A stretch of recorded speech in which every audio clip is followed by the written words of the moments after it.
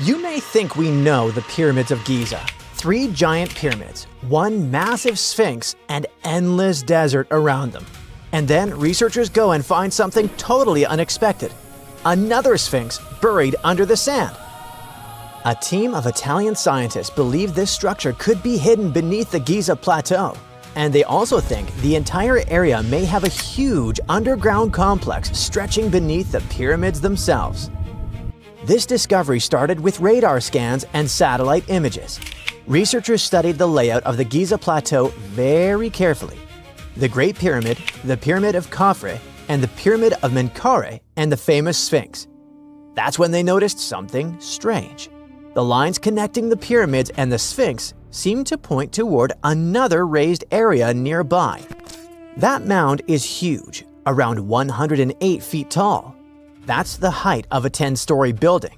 It seems to be made mostly of hardened sand, and it's important because carving a giant structure into bedrock would be much harder.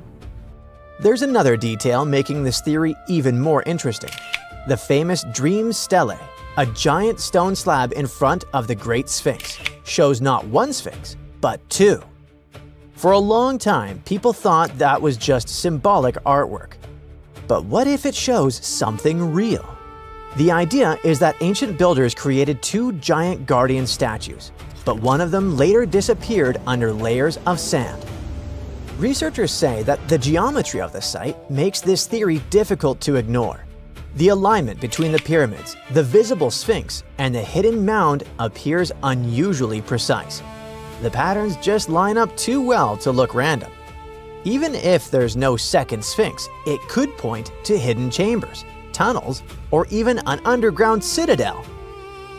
Right now, though, this is still a theory. No one has excavated the site yet, and many archaeologists remain skeptical. But the scans, the shapes underground, and the strange alignment patterns make people consider this idea seriously. Besides, the story gets even stranger. Ancient carvings near the Great Sphinx describe a bizarre moment from the life of Prince Thutmose IV. According to the inscriptions, the young prince fell asleep in the shadow of the Sphinx while it was still buried in sand. Then, in a dream, the giant statue supposedly spoke to him and promised him the throne of Egypt. But only if he cleared the sand away and uncovered it. That story was carved into stone thousands of years ago. Could it contain clues we've missed for centuries? To get more data, the team scanned the ground beneath the Great Sphinx, the nearby pyramids, and the area that connects the Sphinx to the Pyramid of Khafre, the second largest pyramid at Giza. And according to the scans, strange structures may exist deep underground. Vertical shafts, long horizontal tunnels, and branching passageways. Researchers think that some of these formations connect into a massive underground network stretching below the pyramids and the Sphinx. The coolest thing is that the underground patterns seem to be symmetrical. The hidden structures beneath the area mirror each other almost perfectly. That symmetry is one of the main reasons the researchers think this isn't some random geology. The theory itself didn't appear out of nowhere either. More than 10 years ago, Egyptologist Bassam el-Shamma also suggested that once a second Sphinx could have existed. He based this idea on ancient Egyptian records and myths describing lightning striking the Sphinx. He thought that those stories could actually refer to a real monument that no longer existed. It could vanish because of time, weather, or even ancient beliefs. Most Egyptologists don't accept this idea, and only a small group of people support it. After all, no excavations have confirmed the existence of a hidden Sphinx or underground city. But the radar scans, the underground patterns, and ancient carvings, and the strange symmetry beneath Giza might mean that we still have no idea what's really buried under the pyramids. At this point, researchers are still waiting for permission from Egyptian authorities to study the mysterious mound more closely. At least, we know much more about the Great Sphinx of Giza, one of the oldest and most mysterious monuments on Earth. The statue is gigantic. From its front paws to its tail, it's about 240 feet long, almost the length of a football field. It rises around 66 feet, about as tall as a 6-story building, and at its widest point, the body reaches over 60 feet across. To construct it, ancient builders didn't move giant blocks into place like they did with the pyramids. They actually cut the Sphinx straight out of the rock beneath the desert's surface. Over the centuries, wind, sand, and humidity slowly damaged the monument. Large parts of the Sphinx had to be repaired again and again. Workers added layers of limestone blocks around the base to stop the structure from crumbling. And then there's the missing nose, probably the most famous mystery. A lot of people believe Napoleon's soldiers blasted it off with cannons during the French campaign in Egypt, but that story isn't true. Drawings from before Napoleon even arrived already show the Sphinx without its nose. Interestingly, researchers who studied the face found marks suggesting someone deliberately broke the nose off with the help of such tools as rods or chisels. But nobody knows exactly who did it or why. Now, most people call the statue the Sphinx, but technically, that's not even correct. The creature from Greek mythology had the body of a lion, the head of a woman, and wings. But the one in Egypt looks different. It has a lion's body, a human head, and no wings at all. So technically, it belongs to a totally different category. Even its name changed over time. Ancient Egyptians didn't originally call it the Great Sphinx. Thousands of years ago, people linked it to powerful deities connected to the sun and the horizon. Later civilizations gave it completely different names, so the monument kept changing identities with time. Nobody truly knows who built it. A lot of experts believe Pharaoh Khafre ordered its construction around 2500 BCE because his pyramid and temples are nearby. Plus, the face of the Sphinx looks similar to the statues of him. But there's a problem. No inscription directly says he built it, so other researchers think someone else created it. Plus, archaeologists have found something else that makes the story even stranger. Near the Sphinx, they've uncovered abandoned tools, stone blocks, and even unfinished meals left behind by workers. It looked like people suddenly stopped working and walked away in a hurry. The workers themselves weren't starving slaves like many people imagine. Excavations showed they ate high-quality meat, beef, sheep, and goat. That kind of food was expensive in ancient Egypt, so the workers were likely skilled laborers with an important status. The Sphinx also looked completely different back then. Today, it has this faded sandy color, but thousands of years ago, it may have been covered in bright paint. Researchers found traces of red on its face and hints of blue and yellow on its headdress. Sadly, even restoration works may cause damage. During repairs in the early 20th century, parts of the Sphinx's headdress broke off. Later restoration attempts used materials that actually harmed the soft limestone underneath. At one point, a huge chunk crashed off the statue's shoulder. The Sphinx also once had a beard. And today, pieces of that beard are kept in museums in London and Cairo. But even here, researchers argue. Some experts believe the beard belonged to the original statue. Others think people added it centuries later during restoration projects. Despite its terrifying appearance, the Egyptian version of the Sphinx was actually seen as a protector. The evil, dangerous version most people know comes mainly from Greek mythology. Ancient Egyptians viewed their Sphinx very differently.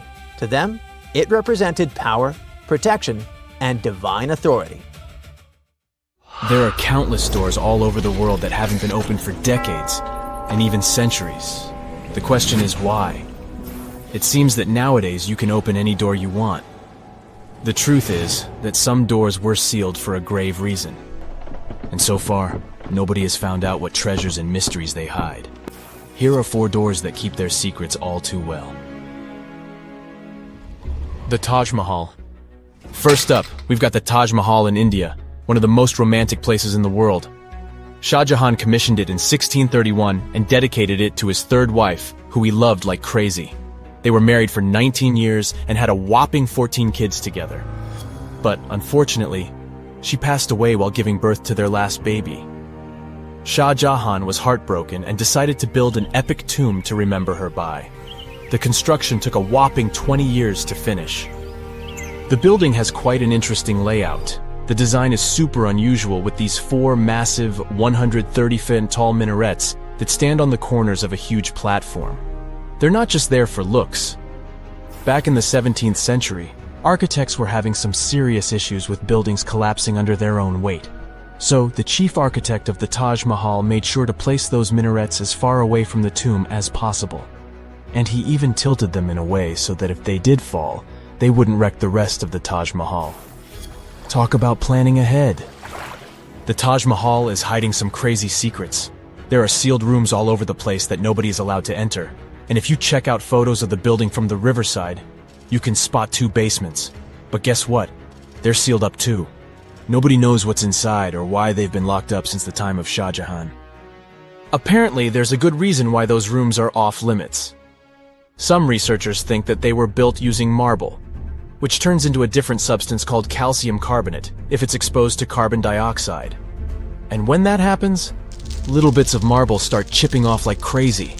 To make matters worse, there's no air flowing into these rooms. That means that if too much CO2 builds up in the basement, the four minarets could collapse. But wait, there's more. Some people think that the body of Shah Jahan's wife can be found in one of these sealed-up rooms in pristine condition. Why not? Who knows what the mysterious rooms might keep? The Great Sphinx of Giza. The Great Sphinx of Giza is shrouded in mystery. It's not just the largest monolith statue in the world, but it's also a hybrid creature with a woman's head and a lion's body that originates from Egyptian and Greek mythology. It's also very ancient. It's estimated to be around 4,500 years old. The construction of this marvel took about 3 years and required 100 workers who were not slaves and were treated with delicacies like sheep and goat meat. It is also thought that it used to be much more massive than it is now. Archaeologists found huge stone blocks and abandoned toolkits near the site. However, the real secrets of the Sphinx lie underground, near its paws. A group of scientists used a seismograph to detect 2 hidden chambers beneath the Sphinx's paws. Some people think that these rooms might be the legendary Hall of Records, which holds ancient scrolls revealing the secrets of the universe. I mean, that's way cooler than any library I've ever been to. Rumor has it that the Egyptians even had info on Atlantis stashed down there, which is like a super old version of a conspiracy theory. Unfortunately, we can't go on an adventure to check it out just yet. The chambers presumably have 2 entrances, but both remain sealed. The researchers haven't yet received the green light to check out their theory. Let's hope they won't keep us in suspense forever. Sri Padmanabhaswamy Temple. This temple is located in the beautiful state of Kerala in India. This temple is famous for more than just its breathtaking beauty.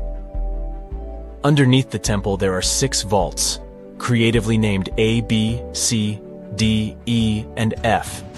The enormous iron doors to these chambers add to the mystery of what's behind them. A few years back, the authorities decided to open these vaults to the world, but it wasn't an easy task. You can't just open the doors and enter the vaults. It required a lot of work. It took them a while, but finally, in 2011, they opened 5 of the 6 chambers. And guess what they found? Tons of treasure. Bags of gold, precious gemstones, and priceless diamond jewelry. The estimated worth of everything found in the vaults is a whopping $1 trillion. It's like the temple was the real-life inspiration for Aladdin's Cave of Wonders. But wait, I said 5 of the 6. What happened to the last one? Vault B has remained closed, but not for lack of trying. They simply didn't manage to open it. There is even a belief that it's fatally cursed. Legend says that only a saint or sage can break the curse by chanting a specific mantra. But no one has been able to do this yet, presumably because we don't have saints or sages at our disposal. There is also rumor that in the 30s some temple invaders tried to enter Vault B to do some good old looting. But they never reached their target. Apparently terrible snakes materialized out of nowhere and chased the gang away. But of course, this is just an urban legend, and there is not proof of that. However, it is said that the Auditor General dealing with the temple claimed that Vault B had been opened at least 7 times since 1990, and nothing bad happened to anyone who entered. Who knows? Maybe we should send Indiana Jones to check it out. The First Emperor's Tomb. Deep under a hill, completely undisturbed and surrounded by dangerous traps, lies an ancient 2,000-year-old tomb. It belongs to Qin Shi Huang, the first emperor of China. He was born in the Qin state and became king when he was just a boy. But when he grew up and gained full power, he united the warring states ancient China was divided into by conquering them. After that, he created the Qin dynasty. When he died in 210 BCE, they buried him deep underground in a massive tomb. And when I say massive, I mean massive! Back in 1974, some farmers in Xi'an, China, stumbled upon something strange while digging a well, a huge terracotta soldier. This discovery led to an extensive archaeological dig that has continued for over 40 years, revealing a collection of thousands of clay soldiers. The unique thing about these soldiers is that each one has its own unique features, from hairstyles to facial expressions. It's believed that there could be up to 8,000 of these soldiers, but only 2,000 have been found so far. Interestingly, the central tomb, which is believed to be the resting place of the emperor, is still untouched. In ancient records, there are references to a vast underground city that the emperor built, complete with scenic towers, palaces, and whatnot. Sima Qian, a Han Dynasty historian, wrote that the tomb was adorned with treasures and had space for hundreds of officials, but the lack of technology to properly examine the site is what's holding things up. Qin Shi Huang was surrounded by liquid mercury in his tomb, with two of the streams representing the major rivers of China, Yellow River and Yangtze. The ancient Chinese believed that mercury could provide immortality, but it could have also caused the emperor's death since he regularly took mercury pills to prolong his life. The dangerous levels of mercury contamination in the soil near the tomb are the main reason why scientists are reluctant to explore it. It could be very dangerous both for people and for the environment. Now, if I had to choose which door to open, I'd probably go for the one that doesn't lead to a tomb surrounded by poisonous mercury. Call me crazy, but I'd like to avoid any potential health hazards. Footsteps pounded behind him. Heart racing, he lunged toward the towering statue, fingers fumbling with the hidden crevice. No time. He shoved it inside just as shouts closed in. A deep breath, loud heartbeat. Then he ran, vanishing into the dark, leaving his secret buried in stone, waiting to be found. Throughout history, statues haven't just been silent guardians of the past. They've been hiding places for secrets, some deliberately sealed away, others stumbled upon by pure chance. See the most mysterious of them. In 2016, as Australian experts prepared a 645-year-old statue for auction, they uncovered a hidden secret, an ancient banknote tucked inside its hollowed head. Issued in 1371, under Emperor Zhu Yunzang, the note was worth 1,000 copper coins, or 28 grams of silver. More strikingly, it carried a grim warning. Despite passing through multiple owners, the hidden bill remained undiscovered for centuries. A rare relic from an era when paper money was still a novelty, the note was soon listed for auction, its journey through time continuing into the modern world. Statues became more than just symbols. They were guardians, keepers of history, and sometimes even life-saving tools. In 2017, restoration experts working on an 18th century statue in Spain made a remarkable discovery. Hidden within the statue's hollow interior were two letters written in 1777, providing insights into daily life, local customs, and the economy of the time. Similarly, in 2023, during renovations at the United States Military Academy in West Point, a box was discovered inside the marble base of a statue depicting the hero Tadeusz Kosciuszko. Placed there nearly 200 years ago, this time capsule offers a tangible connection to the institution's storied past. The mystery surrounding statues and their potential to hide secrets extends to some of the world's most iconic monuments. Few places are as shrouded in mystery as the Great Sphinx of Giza. For centuries, archaeologists, historians, and explorers have speculated about what might lie hidden beneath its massive limestone figure. Some people thought the Sphinx concealed the legendary Hall of Records, a supposed library containing ancient knowledge. possibly even lost wisdom from Atlantis. In recent years, advancements in ground-penetrating radar technology have revealed voids beneath the Sphinx, leading many to believe that the statue may hide undiscovered chambers or passageways, some possibly linked to royal tombs or hidden structures.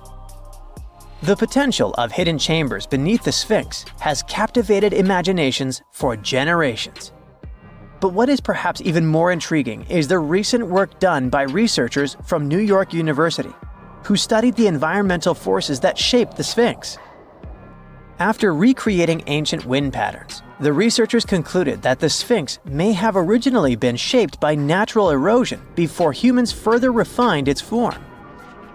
Such revelations open up new avenues for understanding the monument's purpose, as well as the cultural and spiritual significance it held back then. The ancient Egyptians revered Sobek, the crocodile-headed god of power and the Nile, and often mummified crocodiles to honor him. These creatures were placed in temples or tombs as offerings to the gods or to ensure their safe passage to the afterlife. Recently, a group of researchers dove into an interesting study about a crocodile that received the mummification treatment from Egyptian embalmers. They used a CT scanner to uncover all sorts of fascinating details about how this crocodile met its maker and what happened to its body afterward. For the ancient Egyptians, animals weren't just pets, they were major players in their rituals, acting as a bridge between humans and the deities. Hawks, for example, were associated with Horus, the sun deity, since their flight brought them closer to the sun. Cats were linked to Bastet, the fierce and protective mother deity. Crocodiles were among the favorite animals for mummification. These reptiles were seen as symbols of Sobek, the lord of the Nile, whose presence announced the annual flooding that brought much-needed water and fertile soil for farming. In the past, studying such artifacts could mean damaging the mummy, but thanks to modern imaging techniques, the researchers were able to examine the crocodile while keeping it intact. X-rays and CT scans revealed that the crocodile's digestive system was packed with small stones called gastroliths, which crocs often ingest to aid digestion and maintain buoyancy. Amid those stones, they even found a metal fish hook and a fish. This suggests that large mummified crocodiles were likely caught in the wild using hooks baited with fish. This almost aligns with what ancient Greek historians wrote about life in Egypt. Almost because the Greeks believed that Egyptians used pigs to lure the crocodiles. So, as you've noticed, researchers and archaeologists use cutting-edge technology and meticulous hands-on work to uncover the secrets of ancient civilizations. The process begins with surveys using ground-penetrating radar and 3D scanning to detect hidden chambers, tunnels, or anomalies beneath the surface. Once a promising site is identified, careful excavation begins.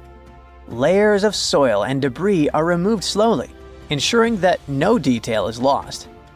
The exhibition of Rijksmuseum Museum in Amsterdam features a remarkable 15th century Tibetan gilt copper statue of Guhiya Samaja Akshobhya. This figure, symbolizing the unity of opposing forces and a higher state of enlightenment, was previously unknown to the museum's collection.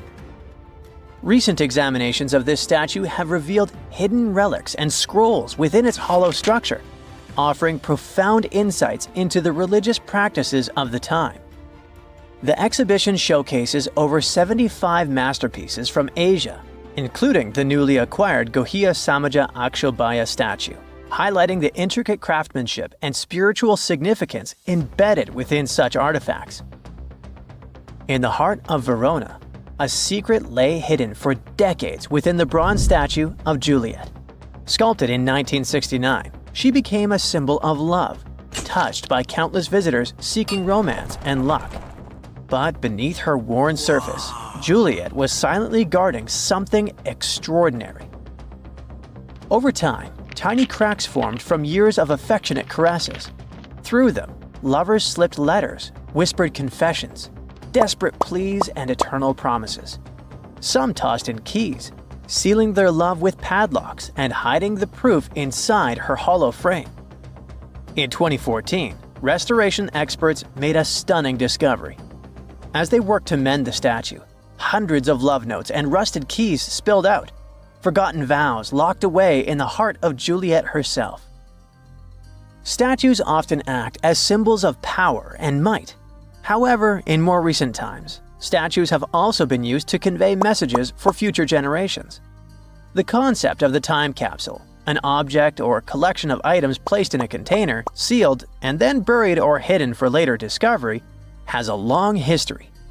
And in modern times, statues have served as the perfect vessels for these capsules, allowing people to communicate with future generations in a very tangible way. In 2014, as old workers carefully removed the golden lion atop Boston's old State House for restoration, they made a startling discovery. Something rattled inside its hollow head. A Boston Globe article from 1901 had once mentioned a hidden time capsule, but over the years it had faded into legend. Then, a sculptor's descendant unearthed a long-forgotten letter confirming the truth. Inside the lion's head lay newspapers, photographs, autographs, and letters from Boston's past. Messages sealed away for over a century. As the capsule was opened, it felt like history itself was holding its breath. The officials planned to continue the tradition, adding modern artifacts before sealing the lion's secret once more, until the 22nd century unveils it again. We don't know if they carry on with it, though. Advancements in imaging technology have allowed researchers to uncover hidden details within famous sculptures without damaging them. In 2014, restoration experts in Mexico made a shocking discovery while examining a 300-year-old wooden statue. Real human teeth were hidden beneath its serene face. The revelation came not by sight, but by technology. When preservationists took an X-ray of the statue, expecting to find structural details, they instead saw a perfect set of teeth embedded in the mouth, unlike other historic statues from the region, which sometimes contained real hair people donated to the statues. This discovery was completely unexpected. Whenever you hear about ancient ruins, you almost never picture them being suspended somewhere, or just randomly hanging on the branch of a tree, right? In fact, for most of the ancient artifacts we have exposed in museums all over the world, archaeologists did quite an impressive amount of digging. You see, buildings have this funny way of fading away over time if not properly taken care of.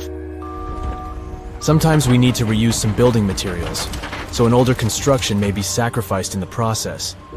Other times, houses are abandoned, and once they are exposed to the elements on the surface, like rain or sunlight, they don't really stand a chance. Some just simply crumble away due to good old erosion. So the only way a piece of architecture can survive the test of time is if it's somehow gotten buried deep down. Now, how did they end up buried in the first place? Well, it's quite the comedy of errors. Ancient cities had a habit of gradually raising their ground level like a kid adding toppings to their ice cream sundae.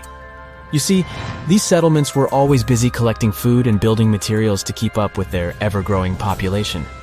But hey, who has time to deal with waste and rubbish? It wasn't exactly high on their to-do list back in the day. So when it came to building new houses, ancient civilizations found it much easier to save their sweat and tears by piling up the rubble and constructing right on top. But that's not all.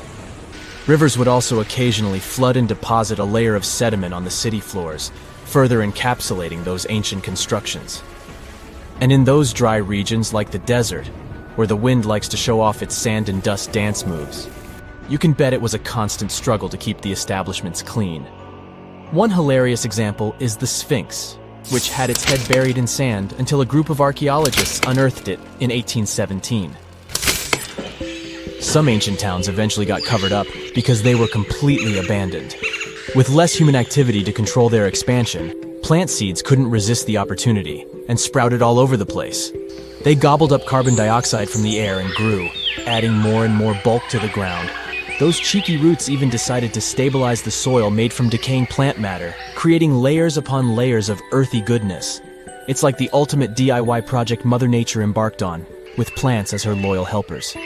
The act of digging into the secrets of ancient civilizations is not just about unearthing a lost world. It's also an epic quest to reveal the hidden treasures beneath layers of history. But how do archaeologists know where to dig in the first place? If everything is covered in layers upon layers of sediments, debris, and plant roots, they must have some sort of system they rely on before embarking on a new project, right?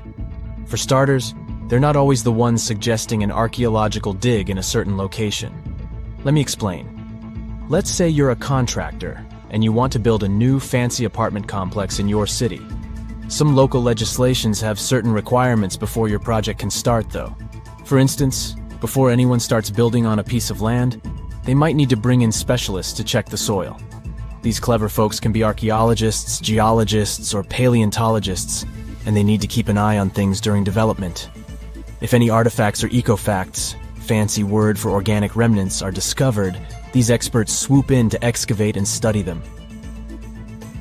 But what about sites that have nothing to do with bulldozers and yellow hats? Archaeologists have more than one trick up their sleeves when it comes to locating ancient hotspots. They dive deep into historic records with a healthy dose of detective work.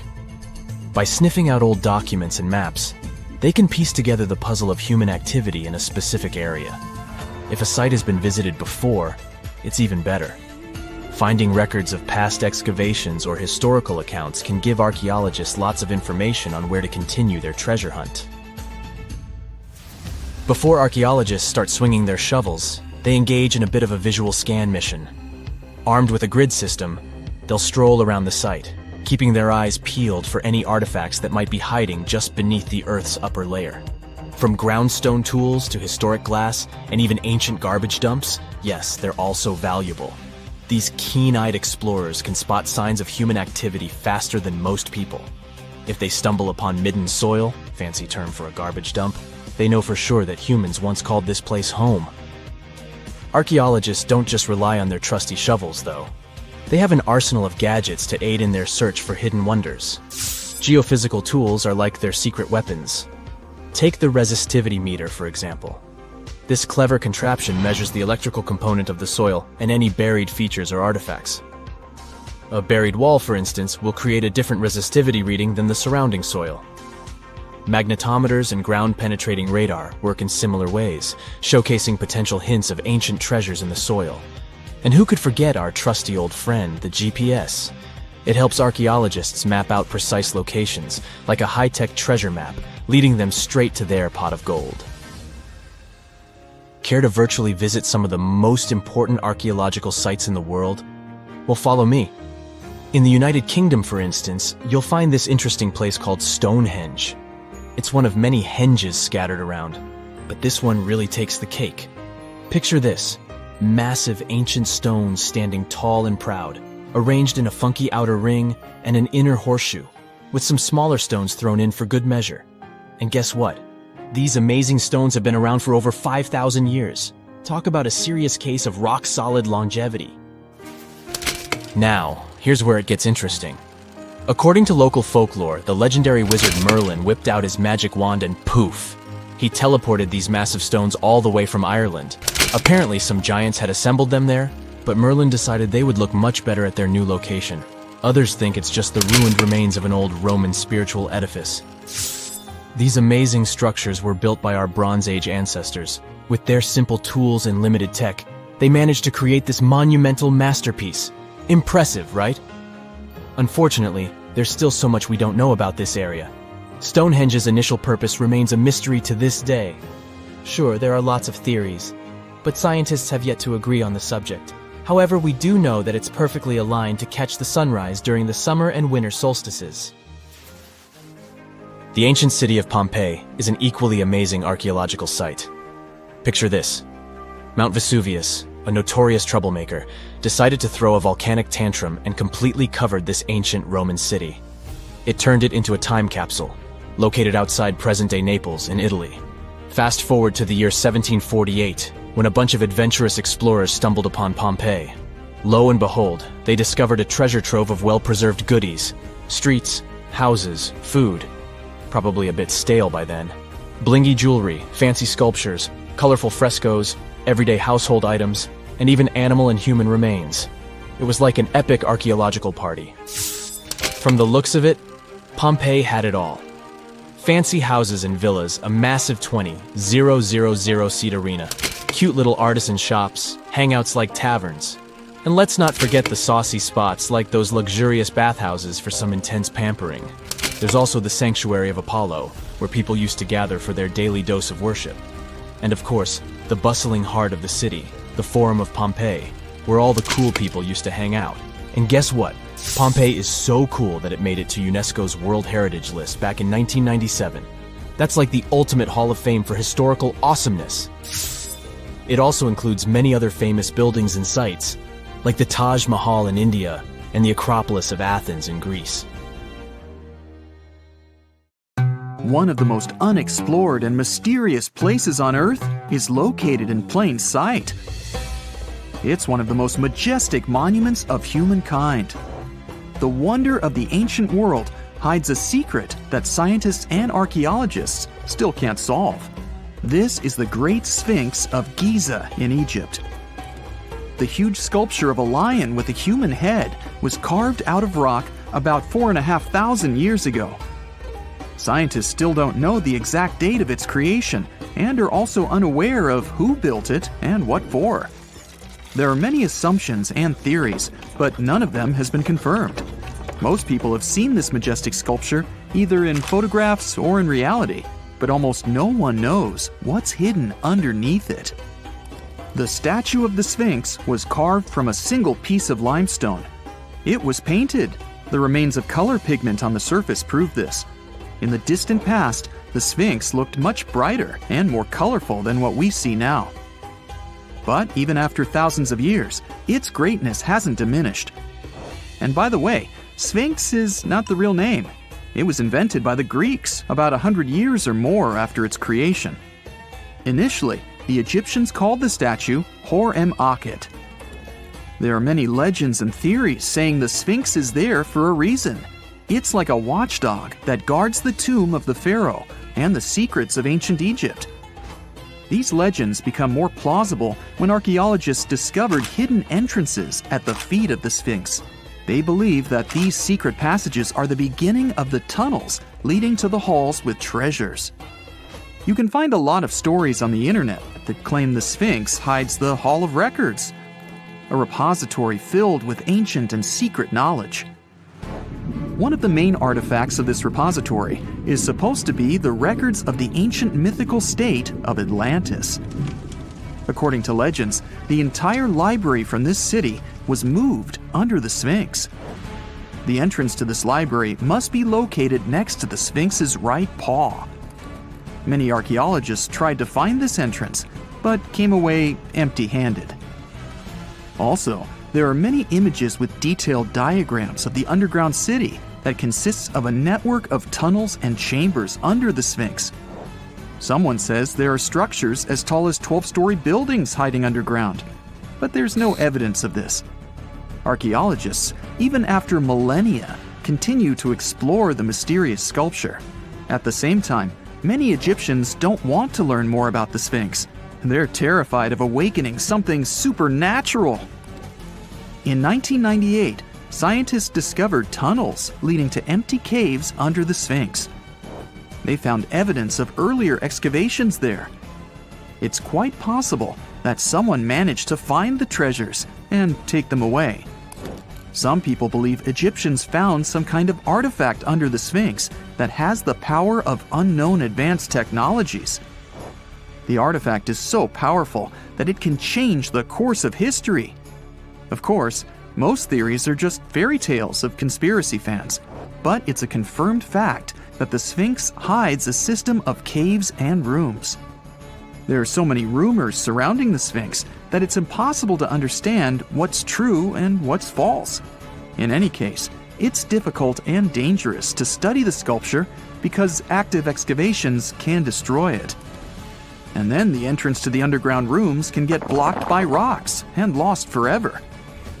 Also, further exploration requires a lot of money, and financing is not always easy to find. But the main reason? It's too risky. There's no guarantee that people will be able to get out of the underground labyrinths. For these reasons, scientists and archaeologists have been exploring this majestic structure for so long.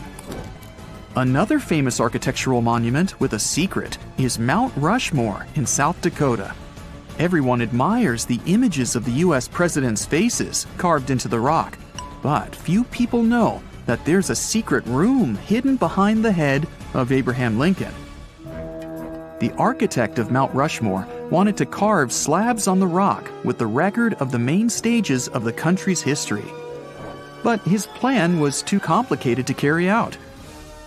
Then he was offered to implement it on a much smaller scale, to build a secret room inside the mountain.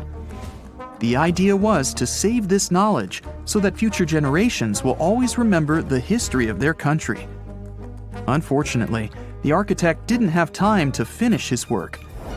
The construction stopped for several decades. But in the late 90s, the project was resumed. Porcelain enamel panels depicting the history of the U.S. were placed in the room. It's possible that these plates will be stored there forever. But people can't see them, at least for now. The room is inaccessible to tourists as it's too difficult to get inside. Another secret room is located in the Empire State Building. More precisely, it's not even a room, but a place where you can take cool photos. Almost all tourists gather on the observation deck of the 86th floor to enjoy a stunning view of Manhattan. But there's another deck with panoramic windows on the 102nd floor. There are way fewer people there because almost no one knows about that place. Fortunately, access to this deck is open to everyone. You probably won't have to wait in line for a long time to take a photo. You'll feel special because you're in such a secret place where there are almost no people. But the coolest place is even higher, on the 103rd floor. This is a spacious observation deck where celebrities get their photographs taken. It's not a public place, but if you know the right people, you can get there. There are almost no security measures on the site. Only a low ledge between you and an abyss. That's why crowds of people are forbidden from coming here. It's not so easy to get there, and you're unlikely to succeed without a guide. First, you need to choose the right elevator that will take you there. Then you'll go through several engineering rooms filled with pipes, electrical panels, and other technical stuff. The final part of your way is a set of stairs inside a tiny corridor. And here you are, at the top of New York. Now we're in Paris. See the Eiffel Tower? Inside it, there are restaurants and observation decks. But if you try hard, you can find a secret apartment. Now it's a museum, but it was built so that people could live in it. The architect of the tower, Gustav Eiffel, created this apartment in 1889 for himself. It's almost at the very top of the Eiffel Tower. Imagine what a beautiful view he observed every day. He was the first and only tenant. No one else could gain access to this place. When the architect passed away, the apartment remained empty for a long time. Only recently, they restored it and turned it into a museum. Inside, the epoch of the last century is recreated. They even put wax figures of Gustav Eiffel, his daughter, and the American inventor Thomas Edison inside the room. This place is filled with an endless stream of passengers, office workers running late, visitors from other cities, noise, and train whistles.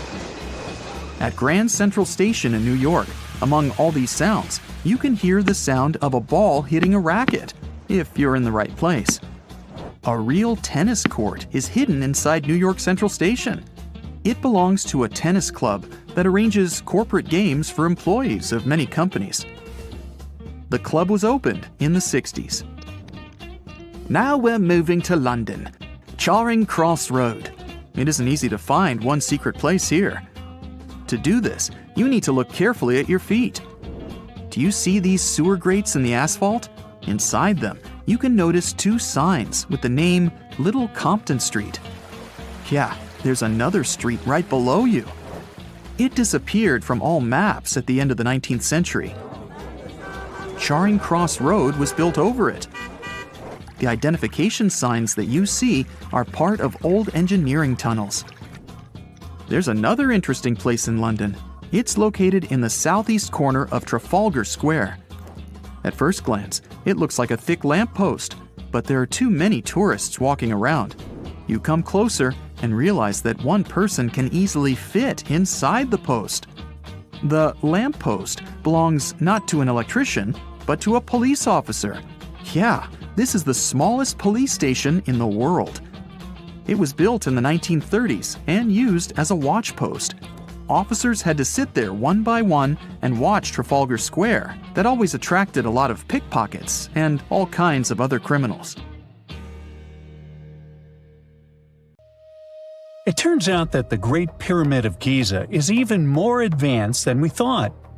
It can handle earthquakes with magnitudes of at least 6.8, and that's a big one. During powerful quakes, while nearby buildings were collapsing to the ground in ruins, the pyramid just absorbed the shaking and stayed standing. Was there a secret mechanism that helped it? More than 4,500 years ago, ancient Egyptians built one of the heaviest structures in human history, the Great Pyramid of Giza. Pharaoh Khufu ordered its construction around 2500 BCE, and it took about 26 years to finish. Workers dragged and stacked more than 2.3 million stone blocks, and some of them weighed several tons each. The finished pyramid was about 480 feet tall. It's just a bit lower than the Ritz Tower in Manhattan, which reaches 541 feet. But that might not even be the most shocking part. The pyramid was likely built to handle earthquakes. Recently, researchers from Egypt and Japan decided to study how vibrations move through the pyramid. Now, the pyramid is over 4,600 years old, so they didn't want to shake it on purpose and risk damaging it. But they still managed to test about 40 different spots inside and around the giant structure with the help of special equipment called highly sensitive accelerometers. Their tools measured tiny waves moving through stone. Ultimately, it could help them figure out what would happen if the ground started shaking. It turns out that instead of concentrating all the force of vibrations in one place, the pyramid spreads the energy through the structure. In simple words, it behaves like a giant shock absorber. The vibrations weaken while moving through the pyramid, instead of building up and cracking it apart. Egypt has been shaken by earthquakes many times over thousands of years. Some of them were strong enough to wreck entire parts of Cairo. And while some nearby buildings were badly damaged or completely destroyed, the Great Pyramid is still standing. Scientists say that the structure is incredibly balanced. The huge weight is distributed so evenly that the pyramid remains stable even when the ground moves underneath it. The shape helps too.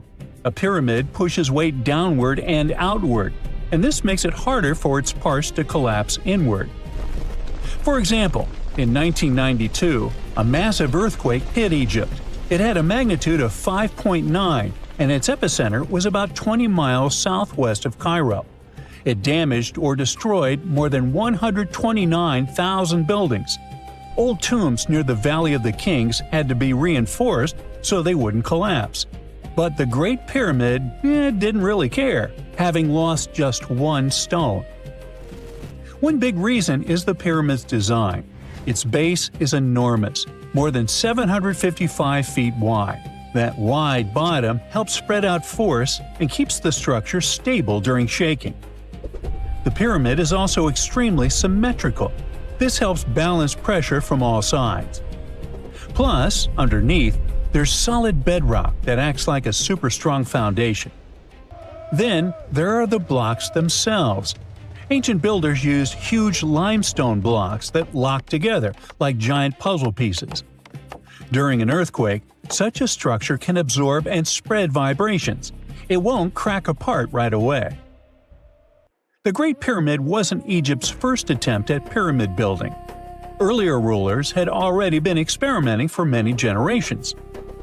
For example, more than 100 years before Khufu, Egyptians built the step pyramid at Saqqara.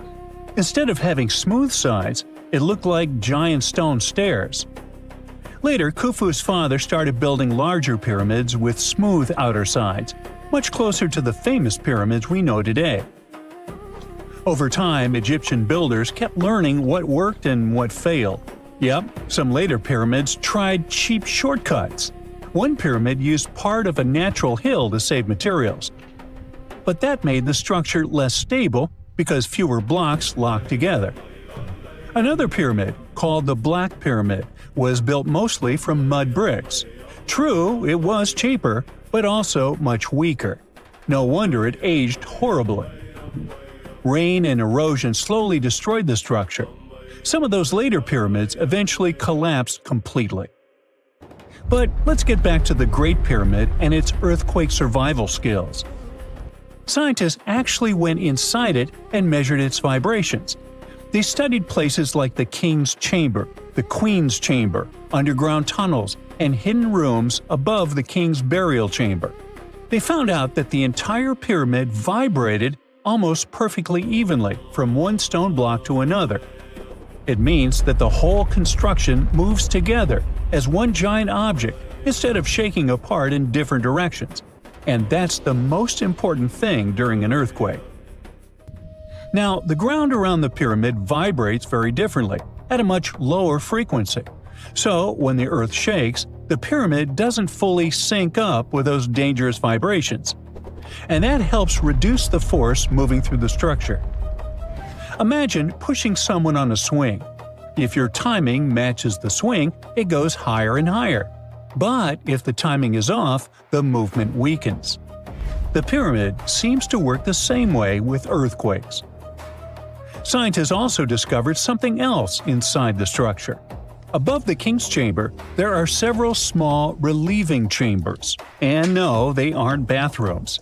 Before, many people thought that they only help support the weight of the ceiling.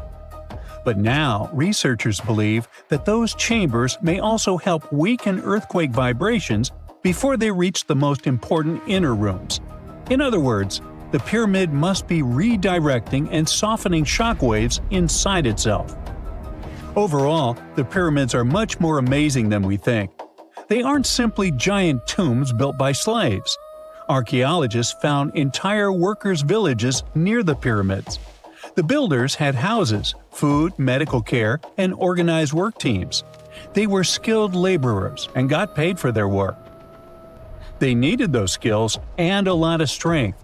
After all, some of the limestone and granite blocks weighed 80 tons. That's heavier than a fully loaded semi-truck. And they came from quarries miles away. So, how did the workers move them? Well, one theory claims that they used wooden sleds moving on wet sand. Or probably there were special lubricated paths. So far, we haven't figured this mystery out yet. The pyramids also look completely different back then. Today, they look kind of rough and dusty. But originally, they were covered in smooth white limestone. It was polished so brightly that the sunlight reflected off the pyramids like mirrors. Inside the Great Pyramid, the temperature stays close to 68 degrees Fahrenheit almost all the time, even when the desert outside gets scorching hot during the day and freezing at night. The massive stone walls work like giant insulation. The Great Pyramid also lines up almost perfectly with north, south, east, and west. That means the ancient Egyptians understood astronomy better than most people think. The pyramid might have even been an observatory, not just a tomb. Now, there's another mystery of the Great Pyramid: hidden chambers. Using thermal cameras and muon radiography, researchers have detected empty spaces inside the pyramid. But we can't reach them yet, so no one knows what's in there. Of course, there are theories: secret rooms, lost knowledge, hidden chambers, or something that could change how we see the pyramid completely.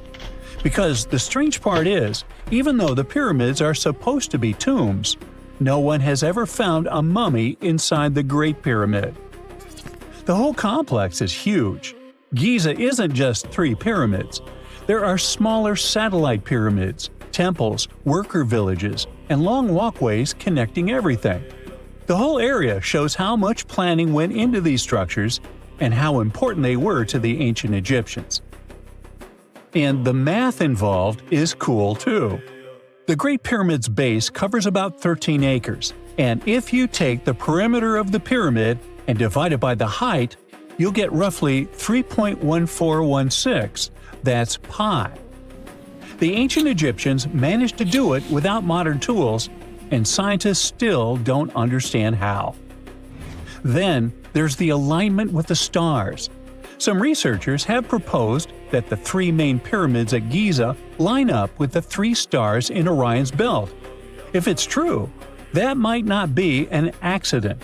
The ancient Egyptians believed that their pharaoh's souls would rise to the sky through that constellation.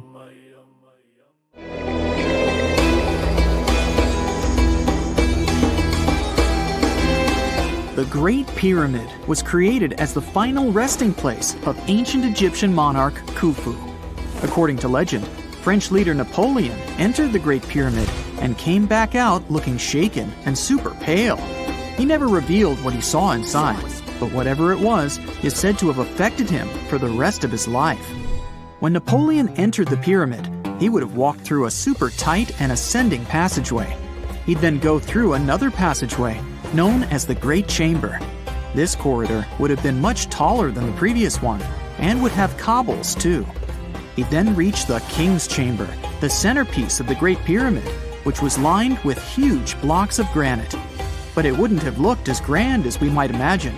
There are no hieroglyphics decorating its walls, as Egyptians only began decorating the burial chambers of pyramids much later on. The pharaoh's tombs deep inside the pyramid would have also been filled with treasures, from chunks of gold to the world's most expensive jewelry. But this would have all been looted a long time ago. The only thing that probably would have been left in there would have been a huge sarcophagus, which would have once contained the king's mummy. He'd also have to walk past the queen's chamber. This room most likely didn't hold any queens though, as pyramids were usually only built for one person. There are mysterious tunnels leading from here. To this day, no one is really sure what they're there for. And that's not the only mysterious and creepy thing Napoleon may have encountered, as stories of pharaohs leaving ancient curses on pyramids go way back. Many pyramids had warnings written on the outside, telling of horrifying things that would happen to those who entered and disturbed the peace. We might not know what exactly Napoleon found in the Great Pyramid that scared him so much, but we know for sure what was found in Tutankhamun's tomb. Tutankhamun was an ancient Egyptian pharaoh who was only 8 or 9 years old when he took to the throne. He became a cultural phenomenon when his tomb was discovered almost completely intact in 1922. His pyramid sits in the Valley of Kings in Thebes, modern Luxor, which is in Egypt. Unlike the Great Pyramid, Tutankhamun's tomb was covered in beautiful wall decorations.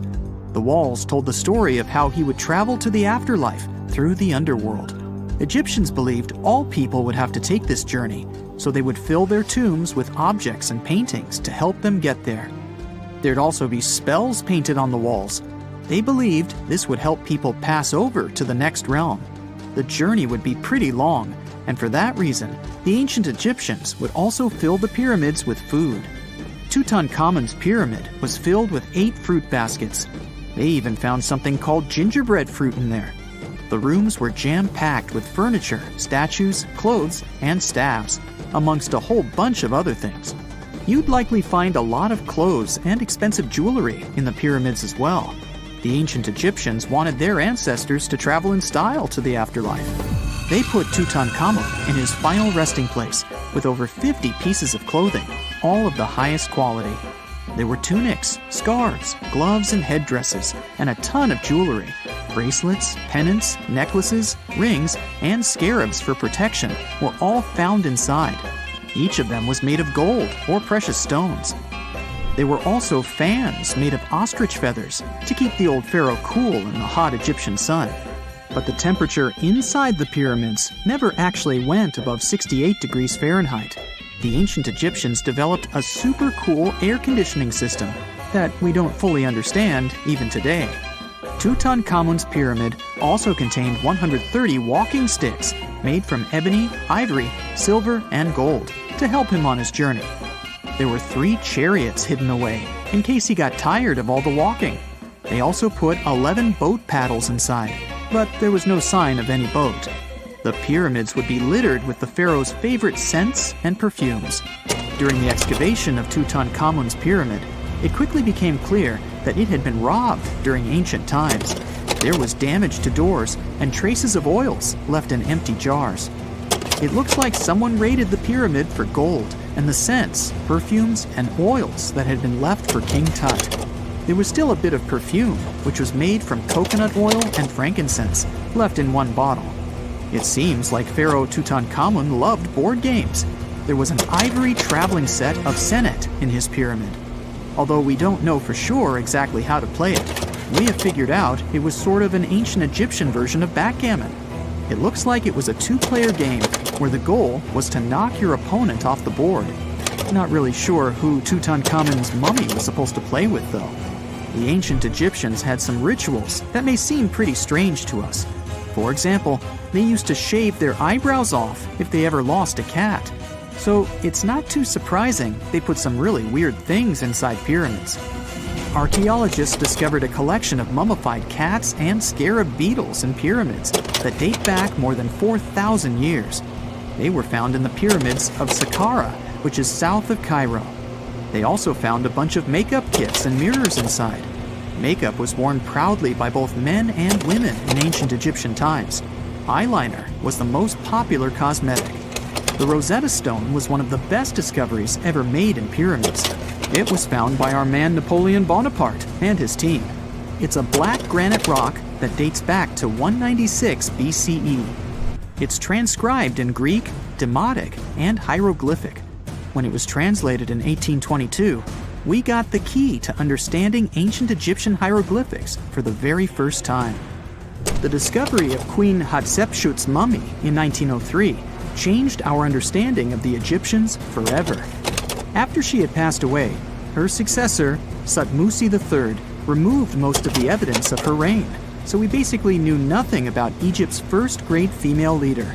She's now gone on to become one of the few and most famous female pharaohs of Egypt. Pharaoh Khufu even had a fully fledged boat in his pyramid. Archaeologists uncovered more than 1,200 pieces of a giant boat near the Great Pyramid at Giza. They reassembled the boat, and it's a whopping 144 feet long. It's most likely a solar boat, which was designed to carry the resurrected king with the deity Ra. Fun fact, the Pyramid of Giza is the last remaining of the 7 wonders of the ancient world. The other 6 are the Hanging Gardens, the Colossus, the Temple of Artemis, the Mausoleum, the Lighthouse, and the Statue of Zeus. This pyramid was also the world's tallest man-made structure for 3,800 years, and it's the biggest pyramid in Egypt. It took a staggering 2.3 million blocks of limestone, and some weighed as much as 80 tons. It took an incredible 100,000 laborers and a whopping 23 years to build. Its original height was a mega 480 feet. In 2017, archaeologists discovered something weird about Egypt's Great Pyramid. There's a hidden void that's at least 100 feet long, and no one really knows why it's there or what's actually inside it. The weird void is the first inner structure discovered within the 4,500-year-old pyramid since the 1800s. Scientists used cosmic rays to detect the massive hole, but are still no closer today to finding out what's inside. The ancient Egyptians took a lot of care building the pyramids, and everything was strategically placed and structurally sound, so it's super unlikely that this hole is due to blocks falling over time. Loads of pyramids also contain small model figurines called ushabti. These represented attendants. They believed they would come to life to serve the pharaohs in the afterlife. But it's amazing that all this stuff actually fit inside. There isn't actually a huge amount of space inside the structures. It's mostly just rock. You're digging in Egypt's famous Saqqara necropolis, also known as the ultimate VIP graveyard for pharaohs, when suddenly you find a giant pink door hiding something no one knew existed. Behind this giant stone door, one that wasn't supposed to open, by the way, you find a lost tomb of Egyptian royalty. Alright, history lovers, it's time to buckle up because archaeologists just pulled off something straight out of an Indiana Jones movie. Let's travel all the way to Saqqara, one of Egypt's most mysterious and treasure-packed ancient sites. The star of the show? The prince you've probably never heard of, Prince Userefre, son of King Userkaf. No one important, just, the founder of Egypt's 5th dynasty. No big deal. But the way his tomb was discovered… It all started with a massive door, made of pink granite, no less. But this isn't just a regular stone slab. This thing is about 14 to 15 feet tall and 4 feet wide. A giraffe could easily walk through it. This door is also definitely heavier than your neighbor's SUV. But here's the twist. It wasn't a real door. It was a false door, a symbolic gateway meant to allow the spirit of the deceased to pass between the world of the living and the afterlife. Normally, that's where the story ends. After all, false doors are common in tombs. But this one was extra special. You see, false doors were usually made out of limestone, which was pretty common and found everywhere in Egypt. To build one out of red or pink granite, people had to bring these rocks from a quarry located 400 miles away. And you can bet this wasn't a cheap trip. According to Egyptologists, this is the first time a false door of this size and material has ever been found in Egypt, making it a totally unique piece of architecture. Aside from being super expensive, this one had a surprise behind it too. When the team of researchers investigated further, they realized that this false door actually hid a real entrance. And what did it lead to? A hidden tomb, packed with statues, relics, and secrets from over 4,000 years ago. The tomb belonged to Prince Userefre, but you can call him Wasar Efra, or Wasar Efra too. Despite being totally erased from history, this fella was no minor noble. The hieroglyphs on the pink granite door listed him as the hereditary prince, governor of Buto, and Nekeb, royal scribe, minister, judge, and priest of chance. Phew! He was like the ancient Egyptian version of Daenerys Targaryen. These inscriptions not only identify his political and religious roles, but also suggest he held significant power in Lower and Upper Egypt, bridging both regions through his titles. One title in particular, the priest of Sekher, links him to the deity of the necropolis, the one with the falcon head. This god was the patron of the living and god of the dead at the same time. So I guess the Forgotten Prince was sort of a big deal, considering that his tomb was placed in such a prestigious location within Saqqara. What's even more mysterious is that Prince Userefre doesn't appear in official king lists or royal family trees, which makes us wonder if he passed away before he could rule, or if his legacy was deliberately erased in one of ancient Egypt's classic political dramas. Some scholars now believe his erasure might be connected with shifting religious or political power struggles during the early 5th dynasty, especially as his father Userkaf was reshaping Egypt's religious order. And speaking of his father, King Userkaf was a total game changer. He wasn't just the founder of the 5th dynasty, he also kicked off a religious revolution by promoting the sun god Ra over older deities. That's right, Userkaf built the very first sun temple at Abu Sir, setting off a dynasty-wide obsession with solar worship. After Userkaf wrapped up his short but revolutionary reign, a whole lineup of pharaohs took the stage.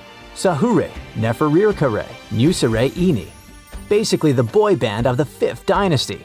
And these guys were all about two things: building pyramids and making money. They weren't just stacking stones, they were expanding Egypt's influence, opening up trade routes to far-off lands, and blinging out their temples like it was nobody's business. Back in the tomb, things got even cooler. There was a beautiful red granite offering table covered with inscriptions detailing ritual foods, like an eternal menu for the afterlife, because they believed the deceased could magically eat this food. Fun fact, it was the funerary priests and their families that actually ate the food. There were also pottery shards, amulets, and painted walls, but the real showstoppers were the statues. And this is exactly where things get weird, in a good way. The team found statues of King Djoser, the guy who built Egypt's first pyramid, his wife, and their 10 daughters, inside Prince Usarefre's tomb. Hold up. Djoser lived a few centuries before Usarkov. So what were his statues doing there? Turns out, scientists don't really know. These statues were built during the reign of King Djoser himself and probably belonged to that first ever built pyramid. Experts believe these statues were probably relocated during the 26th dynasty, thousands of years after Djoser, maybe to protect them from destruction, or maybe because they were still venerated. Basically, ancient Egyptians were hoarders, but classy ones. Scientists also know for a fact that some engravings and statues found there were made way later, which means that this tomb probably turned into a deposit for fancy stuff. Or maybe this was just really ancient interior decorating. Anyway, that wasn't all. There was another pink granite entrance on the eastern side of the tomb, with inscriptions linking back to King Neferirkare, another 5th dynasty pharaoh who also tried to build his own pyramid, but failed. And near this second entrance, archaeologists found something never seen before in Saqqara: a set of 13 pink granite statues, all sitting in a row on a high-backed bench, like they were waiting at the DMV of the afterlife. Some had elevated heads, probably representing the prince's wives, while others were missing their heads entirely. One black granite statue was found upside down. Maybe it had taken a tumble sometime during the tomb's long, quiet centuries underground. According to archaeologists, the positioning and head shapes suggest that these statues followed a strict social hierarchy, with the central figures likely representing higher status individuals, while the headless ones might indicate unfinished work or later vandalism. And speaking of black granite statues, another one was found standing proudly inside the tomb. Based on its design and inscriptions, it looks like it was placed there during the 26th dynasty, the same time those Djoser statues were probably moved in. This suggests the tomb didn't just sit abandoned, it was reused, adapted, and maybe even honored by later generations. And by the way, black granite was associated with Osiris, the god of the underworld, during the late period, which means that this statue's presence is a clue that the tomb was a ritual space long after the prince's death. All of this, giant granite doors, surprise statues, reused tombs, adds up to a truly thrilling find. Prince Usarefre may not be a household name yet, but his tomb is now one of the most fascinating ever found in Saqqara. It tells a story not just of the Old Kingdom, but of how ancient Egyptians kept connecting to their past, even thousands of years later. So, what does it all mean? Why hide a tomb behind a fake door? Why pack it with statues from different eras? And who exactly was Prince Usarefre? These are the kinds of mysteries that keep archaeologists digging and keep the rest of us fascinated. In the end, this discovery isn't just about one tomb, it's about how much is still waiting beneath the sands of Egypt. As more gets uncovered, we're reminded again and again that ancient history isn't gone. It's just sleeping behind massive pink granite doors.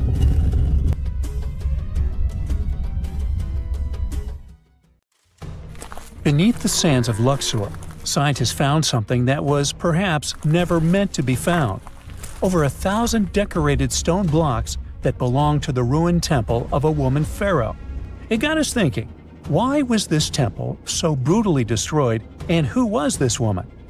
Her name is Hatshepsut, and she is now considered one of Egypt's greatest pharaohs, but for a long time, history almost forgot her. She ruled during the 18th dynasty, from around 1479 to 1458 BCE.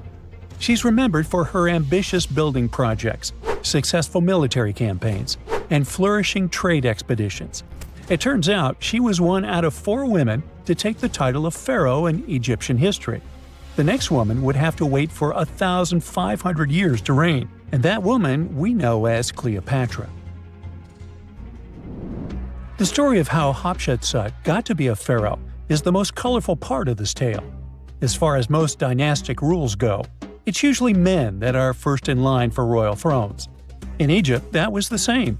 That's why, when Pharaoh Thutmose I had a daughter as his firstborn, that was a big no-no as far as his succession line went.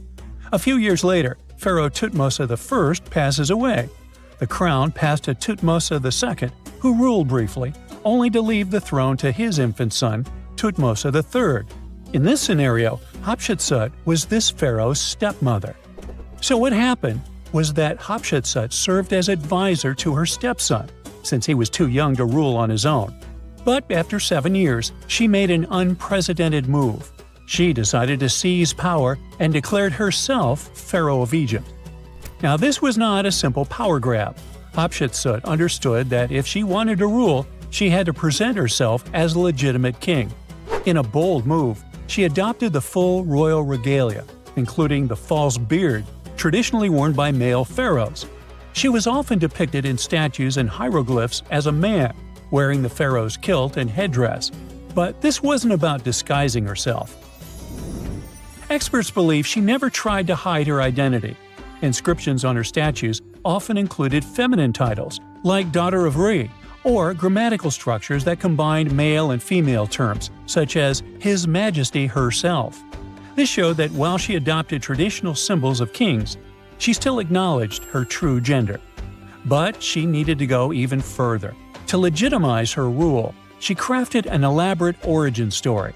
She claimed that the deity Amun himself had visited her mother in the form of her father, Thutmose I, and that she was his divine daughter. Now this was no small claim, since pharaohs were seen as deities on earth. By aligning herself with Amun, she strengthened her right to the throne. In temple carvings, she depicted this divine birth with Amun, presenting her as his rightful heir. These narratives weren't just mythology, they were tools, ensuring her position remained unchallenged. Hatshepsut also took a new name, Ma'at Kari, which translates roughly to "Truth is the soul of the sun god." The word Ma'at was central to Egyptian beliefs. It represented order, justice, and divine balance. Pharaohs were expected to uphold Ma'at to ensure Egypt's stability. By calling herself Ma'at Kari, Hatshepsut was likely reinforcing that she was a legitimate and rightful ruler. Her reign was truly great. She led Egypt into an era of peace and prosperity, launching massive building projects and restoring temples across the kingdom. Her most famous achievement was the construction of her temple at Deir el-Bahari, a pretty impressive architectural masterpiece carved into the cliffs of Luxor.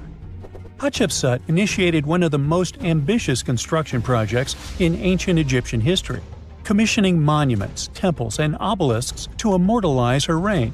It's argued that she continued with the construction of the Avenue of the Sphinxes, a grand road lined with statues leading to the Karnak Temple. For many, her shining architectural achievement was the towering obelisk she had carved from single pieces of granite. One of these, weighing over 320 tons, still stands today. Now, beyond building, she expanded Egypt's influence through trade. She sent an expedition to the mysterious land of Punt, believed to be modern-day Somalia or Eritrea, bringing back riches like gold, ivory, and exotic animals. Her fleet of ships sailing the Red Sea marked the first recorded trade mission of its kind, establishing economic ties that would benefit Egypt for generations. Yet, for all of her success, something strange happened after Hatshepsut passed away.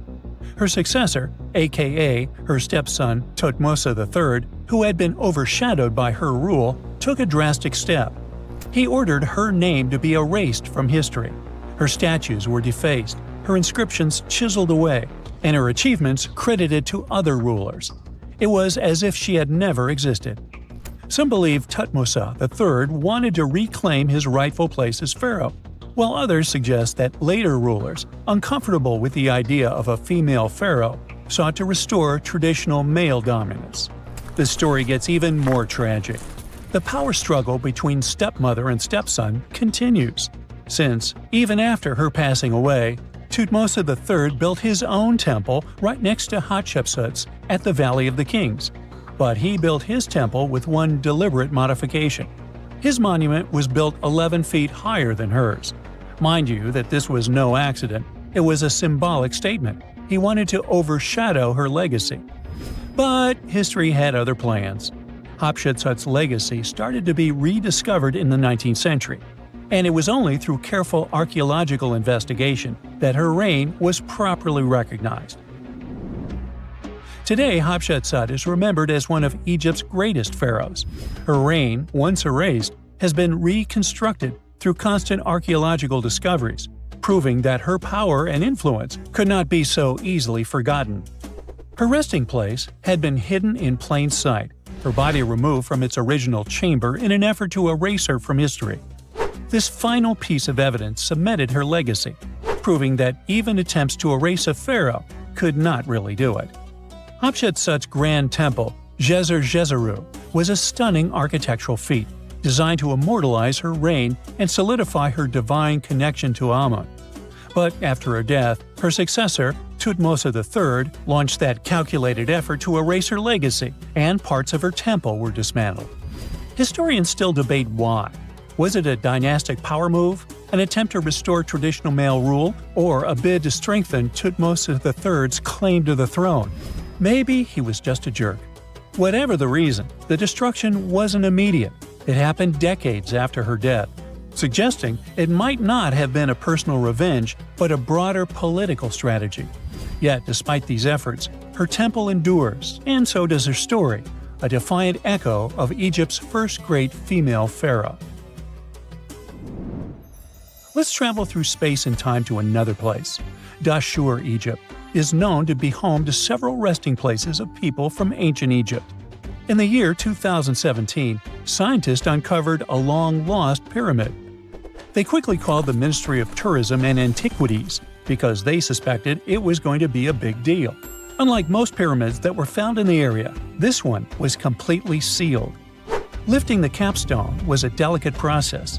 When they finally managed to open the pyramid, they expected to find an undisturbed chamber. Instead, it was chaos. The place had been looted, and the personal items of the person that had passed away were scattered all over.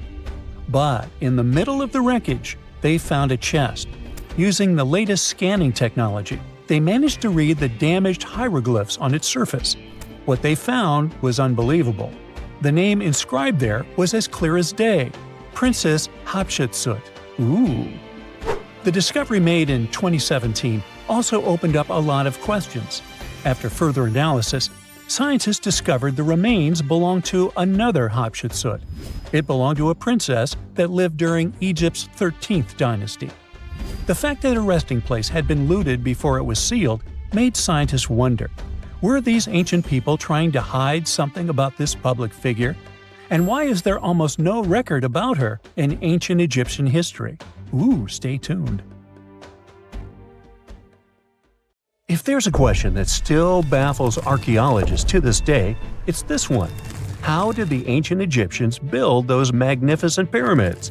As far as we know today, their resources were quite limited, especially in terms of tools and building materials. We still don't have a fully satisfying answer, but hey, we've got some pretty amazing theories worth considering. The leading contender among these theories involves the clever Egyptians employing a sneaky strategy. Now picture this. They constructed a slanted and curving mound made of bricks, earth, and sand encircling the pyramid to be. As the pyramid grew taller and taller, they simply increased the height and length of this wacky structure. It's like they were playing an ancient game of Jenga. Now, how did they get those massive stone blocks up there? Well, according to the legendary ancient Greek historian Herodotus, they used sleds, rollers, and levers.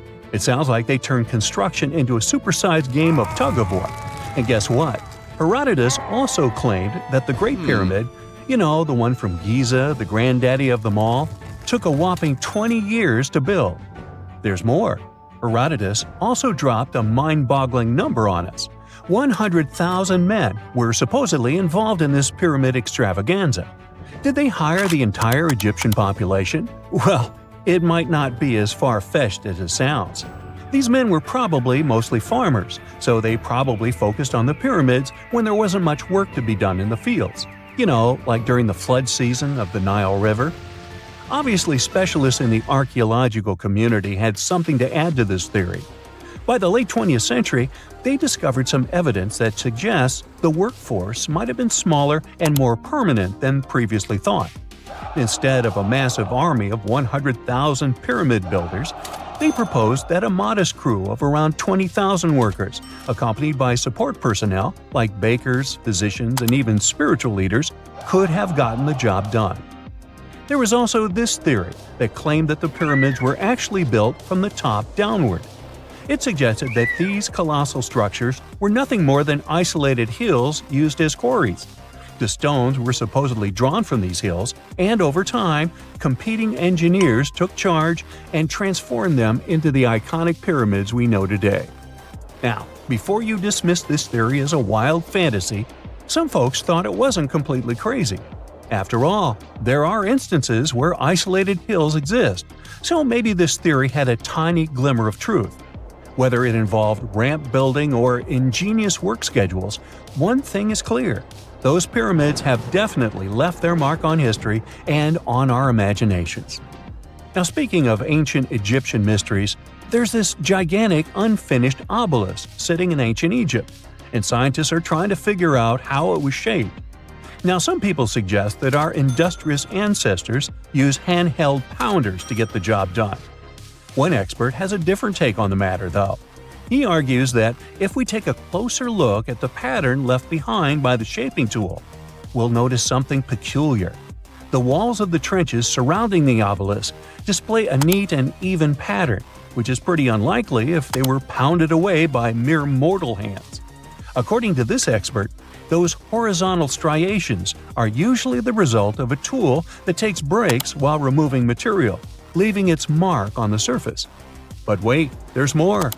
Imagine the tool being rocked back and forth against the trench walls, clearing away the waste to keep the trench from narrowing. Well, in that case, the tool might have left some funky horizontal striations where it was pressed against the sidewall. This sounds like some fancy technology at play, don't you think? And guess what? The dynastic Egyptians probably didn't have access to that kind of know-how. Another famous Egyptologist from way back also uncovered a bunch of core drills during his adventures. Although the actual drill bits are missing, his collection houses these particular core remnants made of limestone, alabaster, and even granite. These constructions aren't the only amazing thing the ancient Egyptians left behind, though. As it turns out, the Egyptians were the genius minds behind the creation of the handheld mirror. Yeah, that little mirror you use every day to check yourself out. But here's the twist. These mirrors are like pieces of art. They were decorated with inscriptions and figures. But that's not all. The Egyptians had a serious concern with their appearance. They knew the importance of personal hygiene and looking fabulous. So, in their quest for pearly whites, they invented toothbrushes and toothpaste. Dental problems were pretty common back then, and their smiles weren't exactly all white. Dentistry wasn't their strongest suit, you see. Maybe their minds were distracted by all that pyramid building. So that doesn't mean those ancient toothpaste recipes weren't amazing. One delightful concoction included rock salt, mint, dried iris petals, and pepper. Some brave dentists in the 21st century tried it out, and it worked pretty well.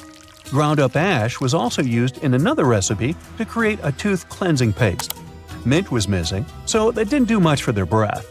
That's when the genius Egyptians came up with the world's first breath mints. They made tablets from heated spices like cinnamon, and they mixed it with honey. Now, let's shift gears to home decor, Egyptian style. They surely took ornamentation to the next level. While the concept of decorating furniture started in Mesopotamia, the Egyptians cranked it up a notch. They went all out with different colors of ink and even developed various weights of paper. Oh, and let's not forget about those cute little area rugs we all have in our homes today. Guess who came up with the idea? Yep, the Egyptians. They used the versatile papyrus plant to make those cozy rugs. And speaking of trends, the Egyptians loved their knickknacks. They had an assortment of small figurines in the shapes of cats, dogs, and people. These statues were made from various materials, like simple sun-dried mud to the ultimate bling of gold. It all depended on how loaded you were. The Egyptians were also all about farming, and they knew that clean water was crucial for their crops and animals. That's why they came up with some nifty inventions and techniques to make sure their land was fertile and their plants were happy. First off, they had the genius idea of using ox-drawn plows. They had two types of plows, heavy and light. The heavy plow would strut its stuff, cutting deep furrows in the soil, while the lighter plow followed behind, fluffing up the earth. But they didn't stop there. After plowing, the Egyptians would break up clumps of soil and sow the rows with seeds. To give those seeds a good old squish into the furrows, they'd march their livestock across the field, effectively closing up the furrows. But hey, all that hard work would be pointless if their seeds were as dry as the Sahara. That's where irrigation comes into play. The Egyptians were so good at it that other cultures, like the Greeks and Romans, couldn't help but copy their techniques. Now let's switch gears and talk about the marvelous architecture of ancient Egypt. These folks weren't just skilled farmers, they were also architectural maestros. They built these fancy canals to carry water to farms and villages, and boy, did they know how to make those canals look pretty. Just imagine strolling along a canal lined with ornate structures. The pharaoh Ramesses the Great was quite the overachiever when it came to construction. One of his mind-blowing creations was the construction located at Abu Simbel. This building was designed so that twice a year, the sun would shine directly into it and illuminate the statues of Ramesses. And let's not forget about the corbelled arch. Without this architectural gem, we'd be missing out on some mind-boggling structures like the Great Pyramid. The Egyptians knew how to make things stand tall and proud, thanks to their engineering and construction wizardry. They built grand halls and inner sanctums that make your jaw drop, and some of these temples doubled as astronomical observatories. Someone found a rock in the Sahara Desert. It weighs about 1 pound. Looks completely unremarkable, but scientists just analyzed it and concluded it's a piece of a real planet that no longer exists. A world roughly the size of the moon that vanished 4.5 billion years ago. And this little rock is the only proof it was ever there. This is the story of NWA 12774, and it's one of the strangest discoveries in recent space science. Let's start with how this even gets found. Of all places on Earth, the Sahara Desert is probably one of the best spots to hunt for meteorites. 1 in 5 meteorites ever officially recorded on Earth came from the Sahara, over 14,000 of them, from one desert. Looking for them there is also easy. The ground is flat, dry, and pale, so a dark space rock stands out immediately. Meteorite hunters, both professional and amateur, comb these areas regularly. In 2019, someone picked up a small, unremarkable chunk of stone in northwest Africa and logged it into the system. It got a name, Northwest Africa 12774, or NWA 12774 for short, and eventually made its way to scientists at the University of Colorado Boulder. It belongs to a category called angrites, some of the rarest rocks on Earth. Of the roughly 80,000 meteorites discovered on this planet so far, only 68 are angrites.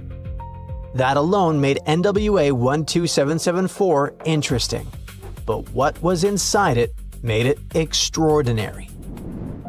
Angrites are among the most ancient meteorites we have, dating back around 4.56 billion years.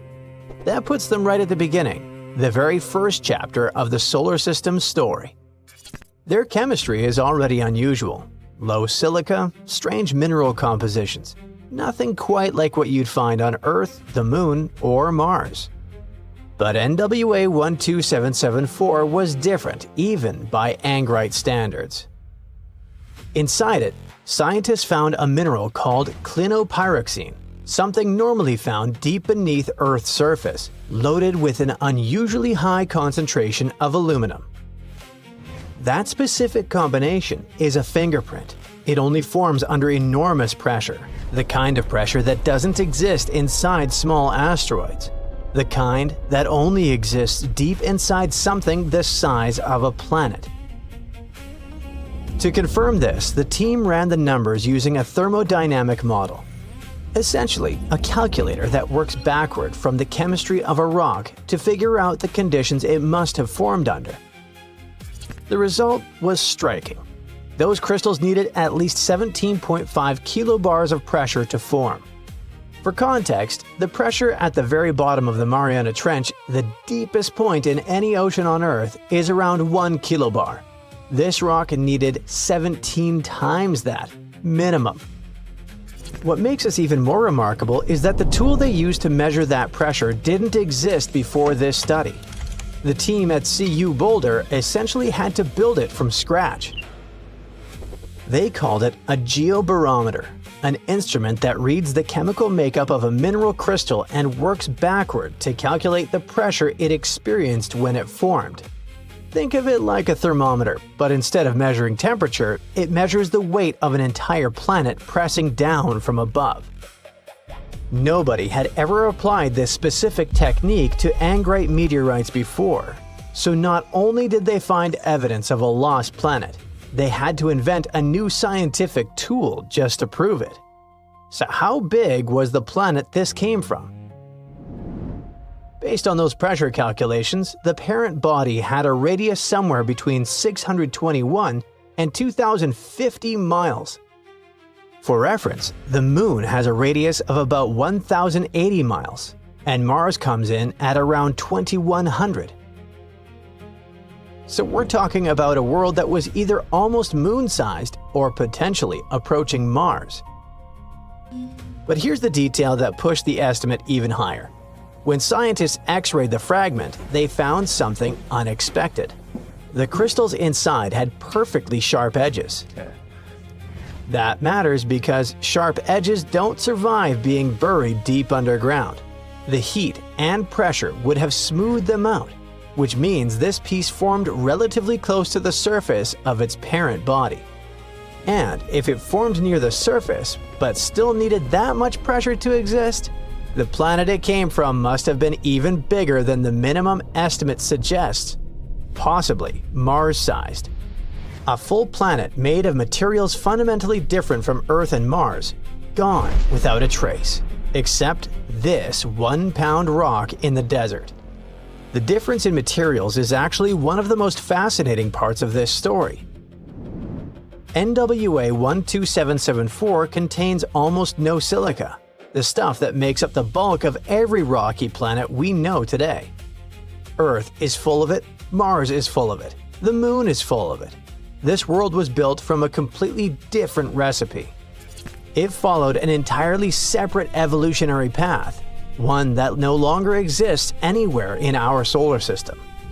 It's a bit like finding evidence of an extinct branch of life, not just an extinct animal, but proof that evolution once took a completely different direction, one that produced something we've never seen and can no longer study directly. That branch is gone. The only reason we know it existed is because one tiny fragment survived the last 4.5 billion years and happened to land in a desert where someone could pick it up. So what actually happened to this planet? The early solar system was nothing like the calm, orderly place it is today. It was violent and chaotic. Planets forming, smashing into each other, getting flung into new orbits, sometimes getting torn apart entirely. The leading theory is that this protoplanet was destroyed in one of those collisions, its pieces scattered across the solar system. And here's where it gets even stranger. Some of those fragments may not have just drifted off into space. They may have been absorbed, pulled in by gravity and folded into the planets that were still forming at the time, including possibly Earth itself. Part of this lost world might literally be inside the ground beneath your feet right now. We just have no way of knowing which part. What's unsettling is how much of that early history we've lost. The solar system we grew up learning about, 8 planets neat and predictable, is just the survivors. The final chapter of a much wilder story. Entire worlds formed and were erased before things settled down, and we have almost no record of them. And here's the part that reframes everything we thought we knew. Before this discovery, scientists assumed angrites always came from small asteroids, bodies no wider than about 248 miles across. The chemistry just didn't seem to demand anything bigger. NWA 12774 blew that assumption apart completely. It didn't just reveal a lost planet, it proved that an entire category of ancient meteorites, rocks that have been sitting in collections for decades, may have been misunderstood this whole time. Which raises the bigger question: how many others are out there? Museums, universities, and research facilities around the world are full of meteorites that haven't been properly analyzed. Many of them may be sitting in drawers and storage boxes, waiting. Any one of them could be a fragment of another lost world. Another planet that formed, lived a short, violent life, and was destroyed before our solar system found its current shape. We've potentially been walking past pieces of vanished worlds for decades without realizing what they were. NWA 12774 sat in the Sahara for 4.5 billion years, through the age of the dinosaurs, through the entire history of human civilization, through every major historic event, just lying there in the sand. Someone picked it up in 2019, thought it was a rock. Turned out to be the last surviving piece of a planet the solar system forgot. And if one desert could hide a secret that big for that long, you have to wonder what else is out there, sitting in the sand, waiting for someone to finally pick it up.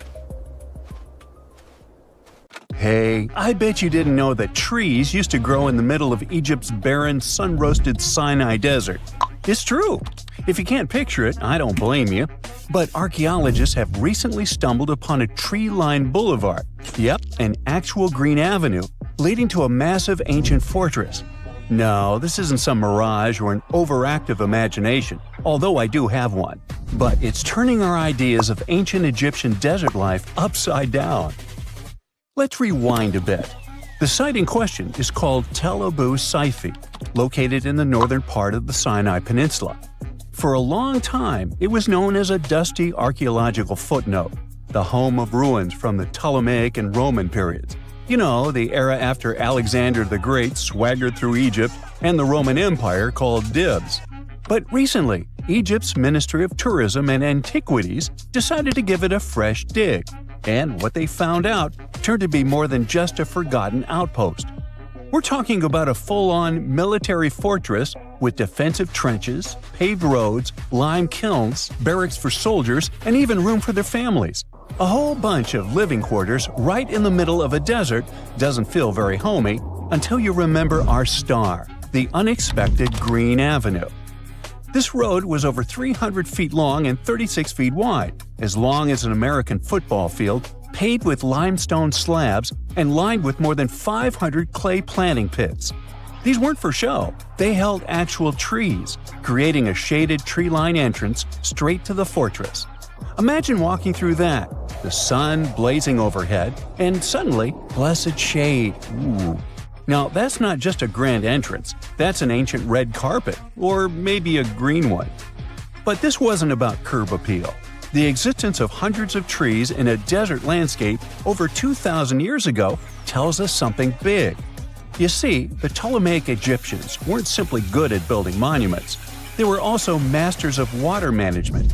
In a place where rainfall is rarer than a selfie with a pharaoh, they somehow found a way to grow rows of trees. Now, let that sink in.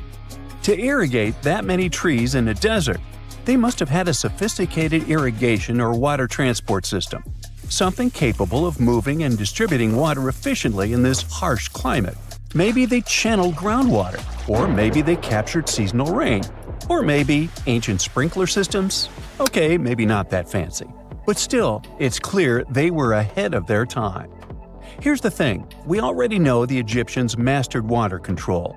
They harnessed the Nile with ditches and canals to feed distant fields. So irrigation wasn't exactly a mystery to them. They had the skills and the knowledge. And sure, scientists still debate what the Sinai climate was like 2,000 years ago. But many believe it may have once been greener. After all, take one look at those dramatic mountains and rocky landscapes, shaped and sculpted as if by brute force of ancient rivers. and it's hard not to think that water once played a bigger role out there. Plus, archaeologists have found tons of evidence showing that Ptolemaic Egyptians cultivated fruits, vines, and trees on a large scale. In other words, growing a forest in a desert might feel wild to us, but to them, it was just another Tuesday. And now, this green avenue is making archaeologists wonder, what if similar irrigation systems were used elsewhere, say for transporting the enormous stones used to build the pyramids? There's already a theory that ancient rivers or human-made canals helped move those stones. And the Tel Abu Saifi discovery? Well, it might just be the missing puzzle piece. This isn't just a dream. Back then, rivers were like highways, power grids, and cargo trains of the ancient world, all rolled into one. Egyptians used them for everything: irrigating crops, trading goods, powering industry, and even mobilizing for war. If you were doing something important, odds are it involved a river. But wait, it gets even better. Excavations revealed deep defensive trenches, like ancient moats, dug more than 6 feet deep around the fortress. Those weren't just muddy ditches. They were part of an elaborate defense system designed to be filled or bridged to control access. Think of it as ancient Egypt's version of a retractable security gate, minus the hydraulics. And while the trenches were keeping intruders out, life inside the fortress was bustling. Remember how we said archaeologists had found military housing units? It turns out soldiers might have lived there with their families. So this wasn't just a barracks, it was a thriving community, with meals, routines, kids playing, and probably a whole lot of ancient gossip flying around the dinner table. In addition to all the military stuff, researchers found 4 massive lime kilns used to produce quicklime, an essential ingredient for making construction mortar. These kilns are a big deal because they suggest that during the later Roman period, Tel Abu Saifi turned into an industrial hub. It was like the Home Depot of ancient Egypt, churning out materials to build and repair buildings. But here's where the plot thickens. Underneath all of this, beneath the roads, the trenches, the kilns, archaeologists found the corners of an even older structure, a mystery building. Could it be the remains of a third, much older fortress? Or an ancient cemetery or lost city? Nobody knows yet, but one thing's clear: this story isn't over. Honestly, this might be the coolest archaeological cliffhanger of the decade. So, what does this all mean? Well, for starters, it challenges everything we assumed about desert life in ancient Egypt. For the longest time, deserts were thought of as natural barriers, dry, deadly, and empty.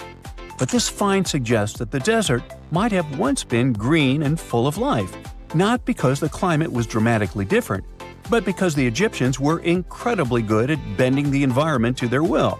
They didn't just survive in the desert, they transformed it. It also adds fuel to the fire in the age-old debate about ancient Egyptian tech. If they could build a fortress with tree-lined roads, moats, irrigation, and industry in the middle of the Sinai, is it really such a stretch to imagine they could engineer water channels to move pyramid stones? Forget the Ancient Aliens TV show. Sure, it's entertaining, I'll give you that, but it makes us forget something crucial. Those people were brilliant.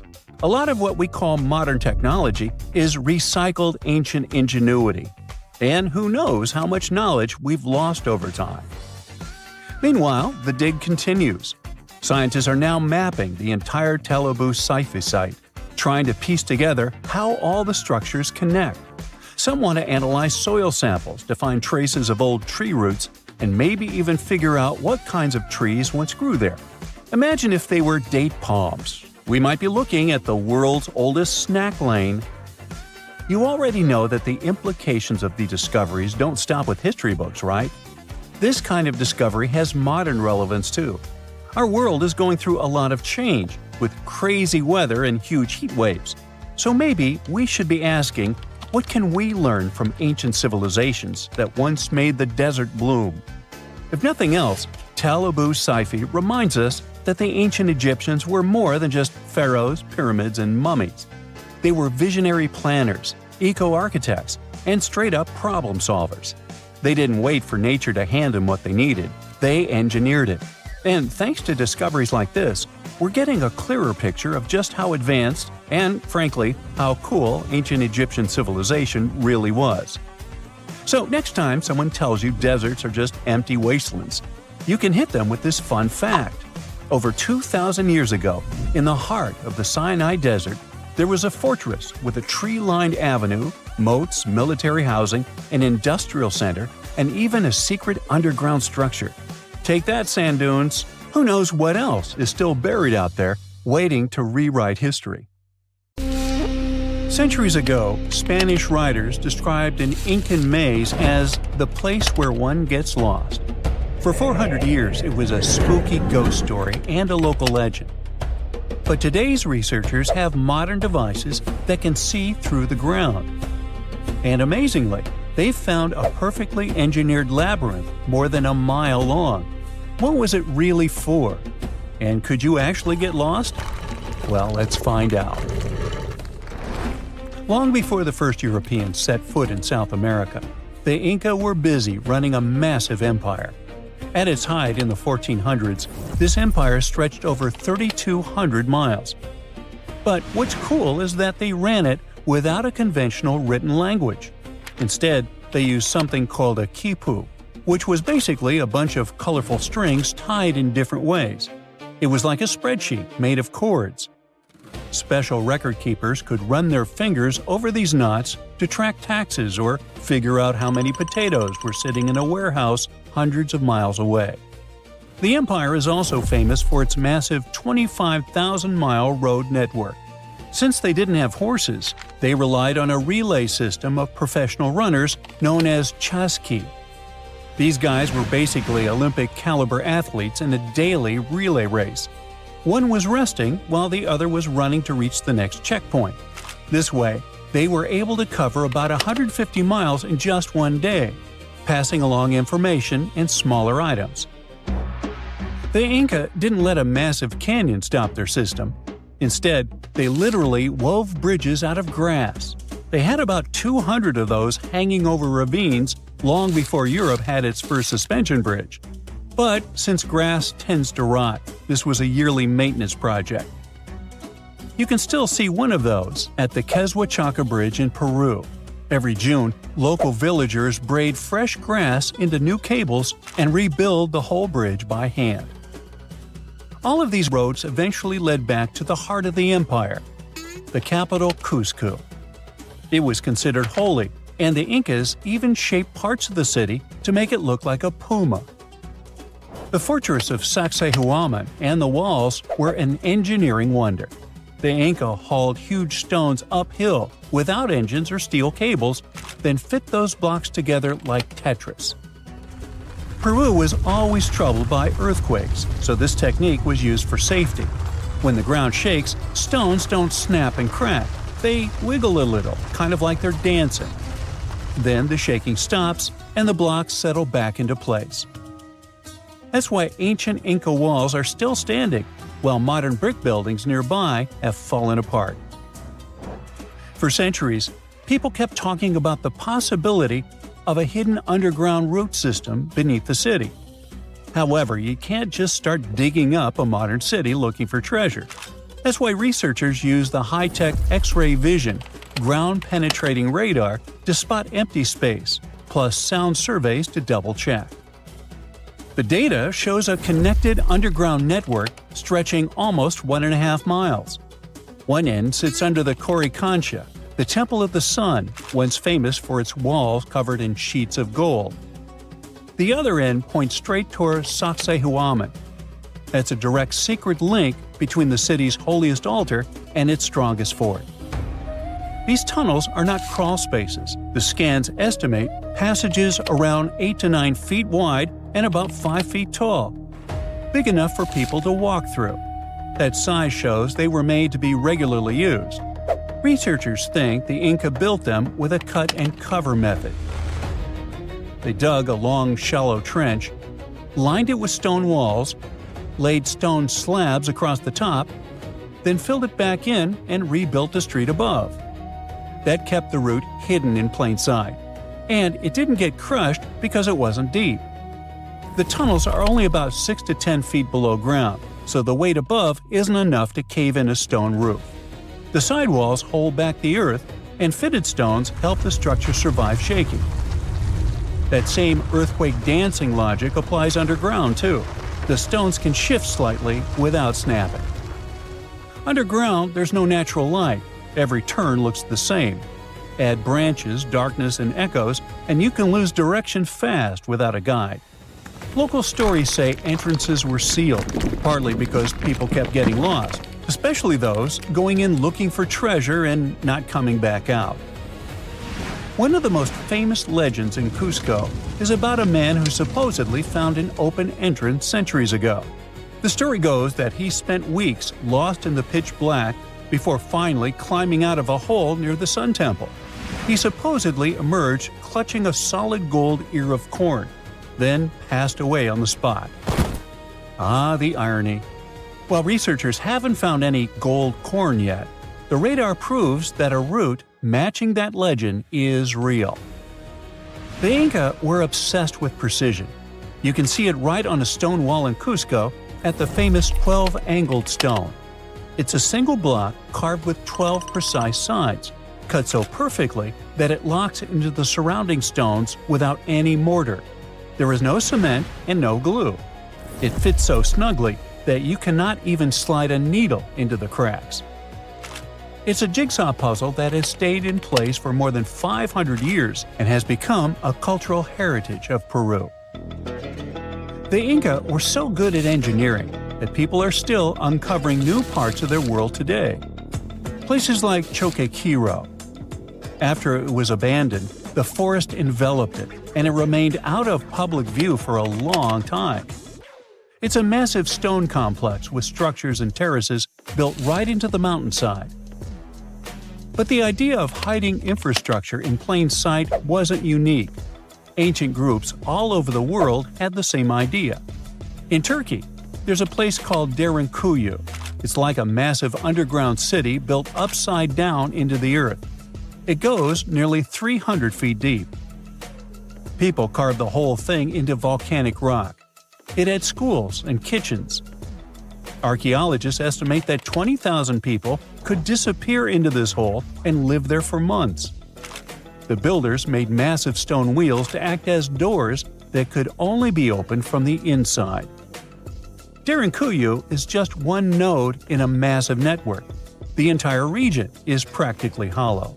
You could drop into a hole in one valley, walk underground for hours, and pop out in a completely different city.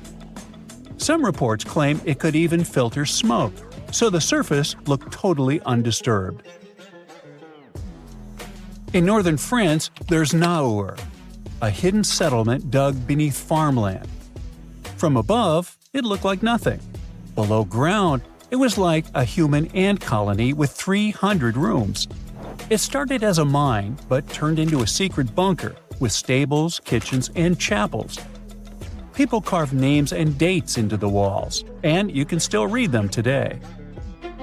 Over in Poland, we have the Wlejliczka salt mine. It's like a never-ending hole straight out of a fantasy novel. The work began in the 13th century, and for 700 years, while digging for salt, miners created an entire subterranean kingdom. Because the job was terrifying, they built holy spaces to pray for safety without ever seeing the sun.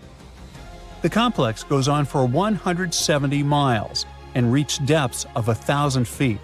But the really crazy part isn't the scale, it's the architecture. They carved 4 entire chapels, statues, and even a massive ballroom directly out of the salt rock. The most famous one, the Chapel of St. Kinga, is basically an underground cathedral where chandeliers are made of salt crystals. These tunnels show how resourceful and creative architects were, even without technology and proper tools. The Inca are a great example. They created buildings to outlast time and withstand earthquakes. In Turkey and France, building down was about survival. In Cusco, it was about a private commute. The tunnels are walkable and feel closer to a modern underground passage. Maybe they built them just because they could. Or maybe the Sapa Inca, the emperor, needed a shortcut, or really hated socializing.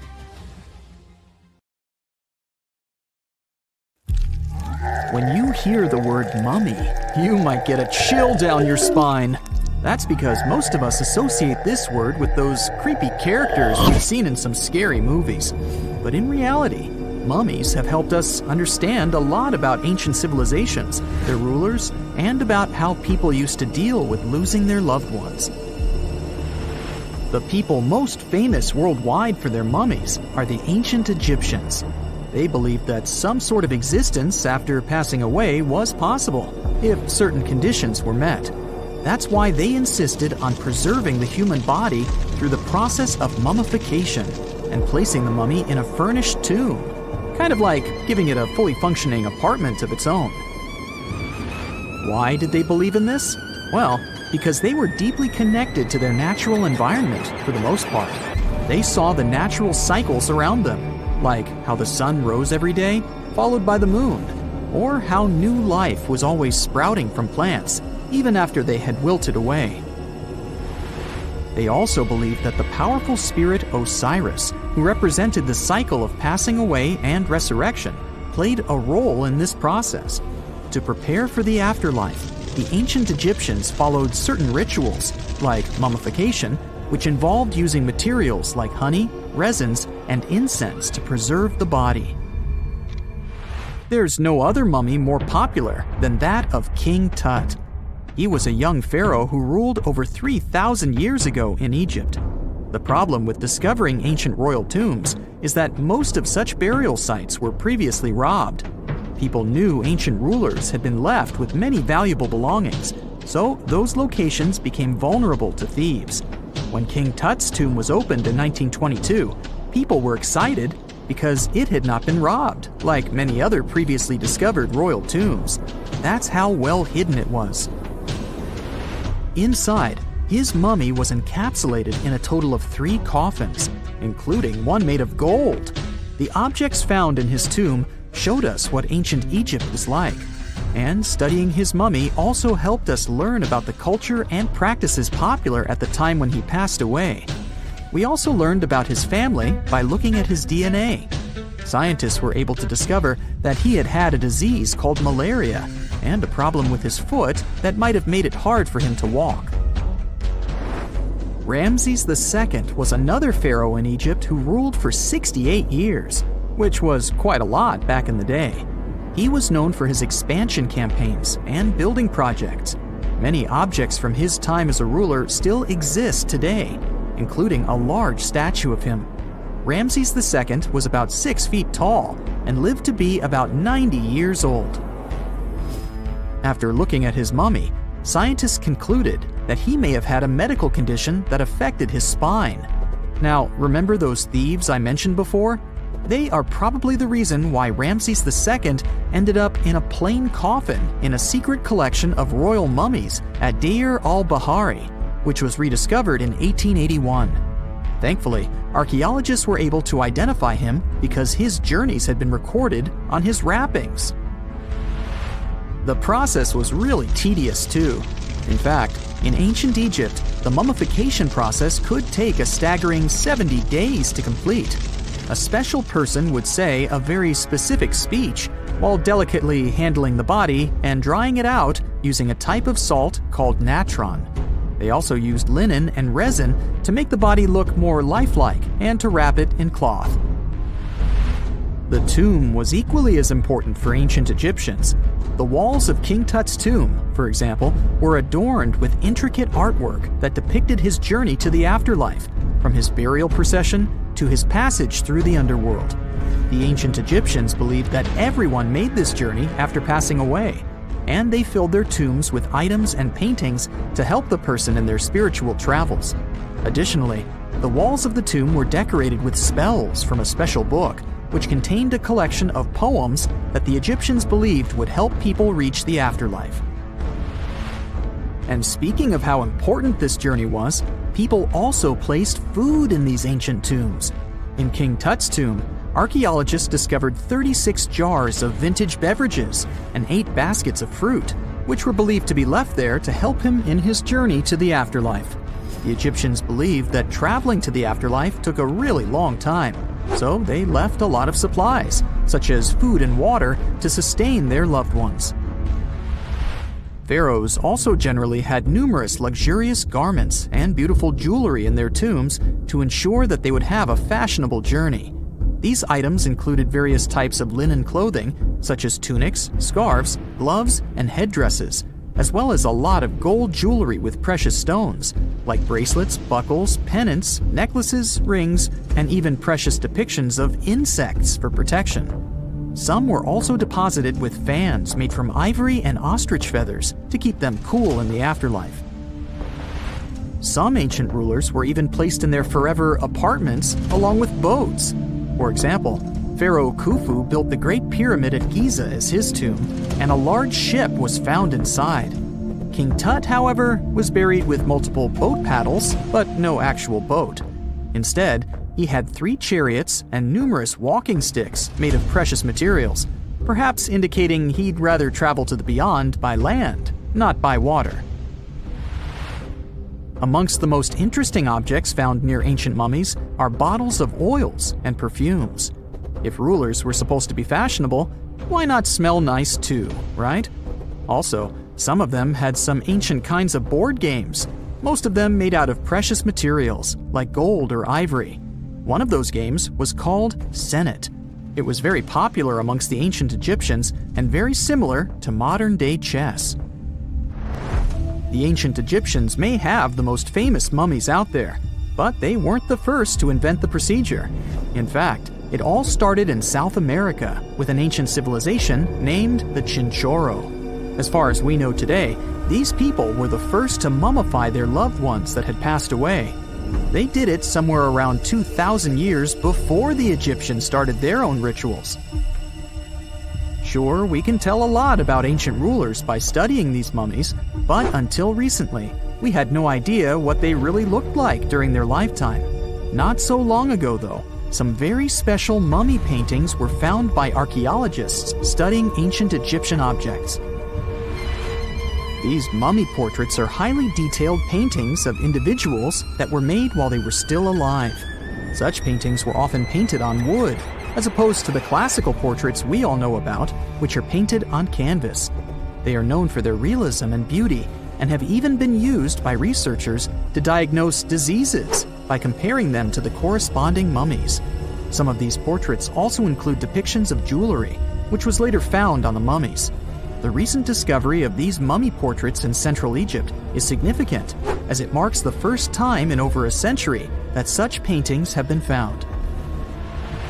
Mummies appeared all around the world naturally, too. Mummification can occur without people intervening because of natural conditions, like extremely cold or hot environments, places with a lack of oxygen, or accidental exposure to chemicals that preserve the body. These conditions don't allow bacteria to grow, resulting in the body remaining more or less intact. Famous Otzi was one of these mummies. We know today he was a man who lived around 5,000 years ago in Europe. But upon his discovery in the Alps in 1991, Austrian authorities initially believed that he was a modern mountaineer because of how well preserved the body was. However, after the Iceman was removed from the glacier, it was determined that he was actually from the Copper Age. A gruesome discovery took place in Egypt some years ago. You want to hear about it? 16 human hands, carefully buried in 4 eerie pits. They didn't look too much like human hands at first, since they were abnormally large, but they were. Weirdly, there were only right hands. No left hands were in sight. It turned out that it points to the practice of an ancient dark ritual. Old Egyptian art and tales talked of a ceremony where warriors would present the right hand of their adversaries as proof of victory and ask for gold in return. Egyptians believed in the afterlife, so cutting off someone's hand meant you cut off their power eternally.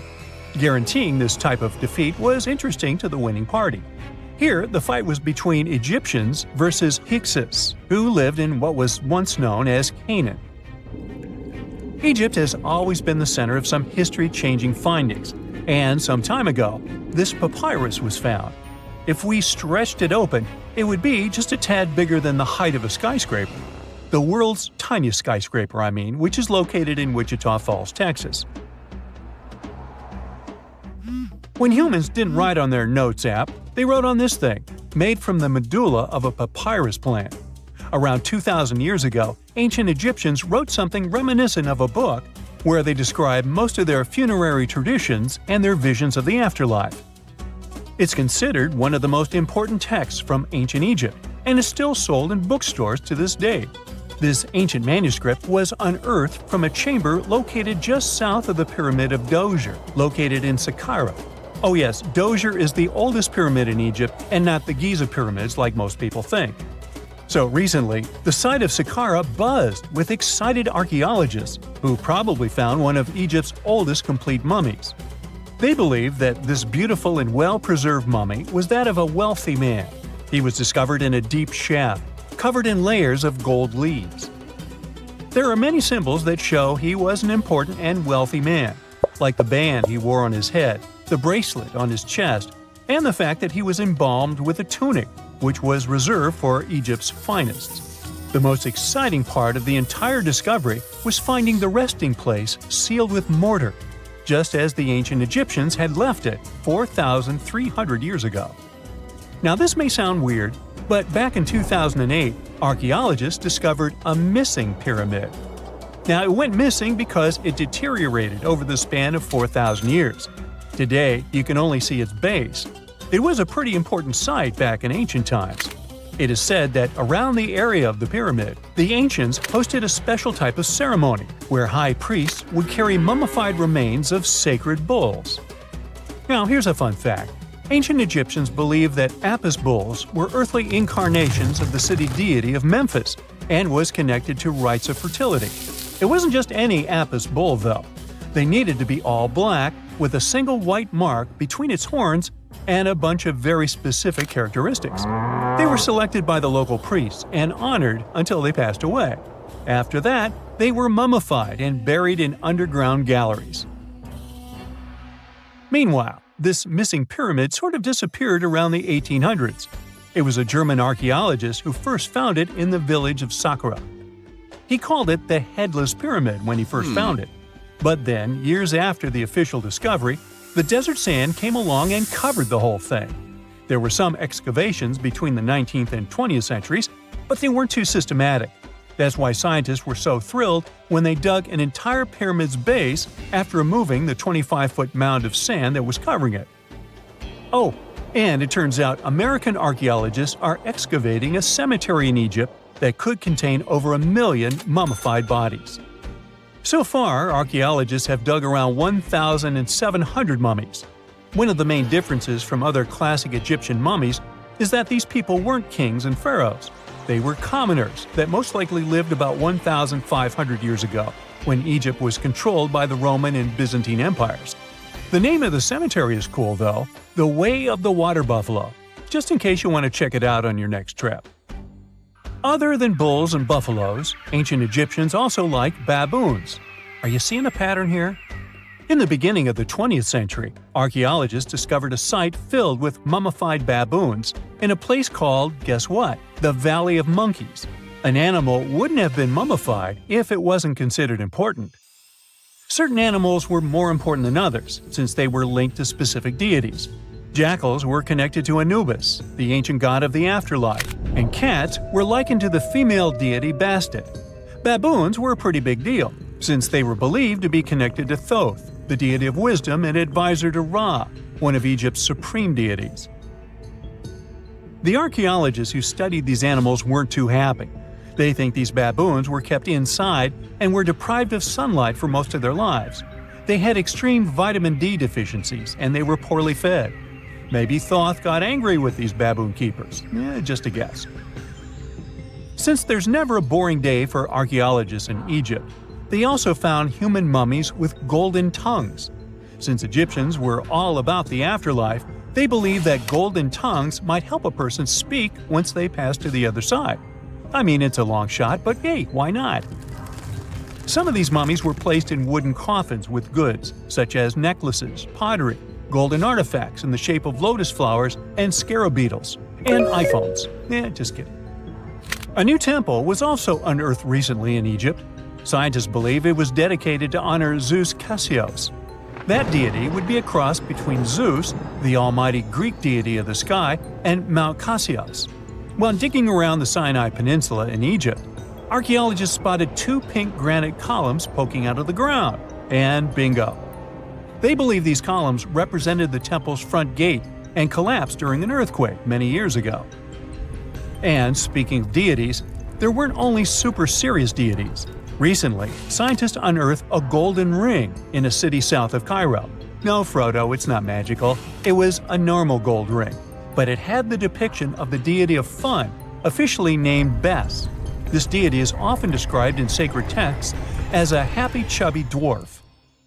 Today, many tattoos we get are sorta deprived of any sense and are made of aesthetic purposes only.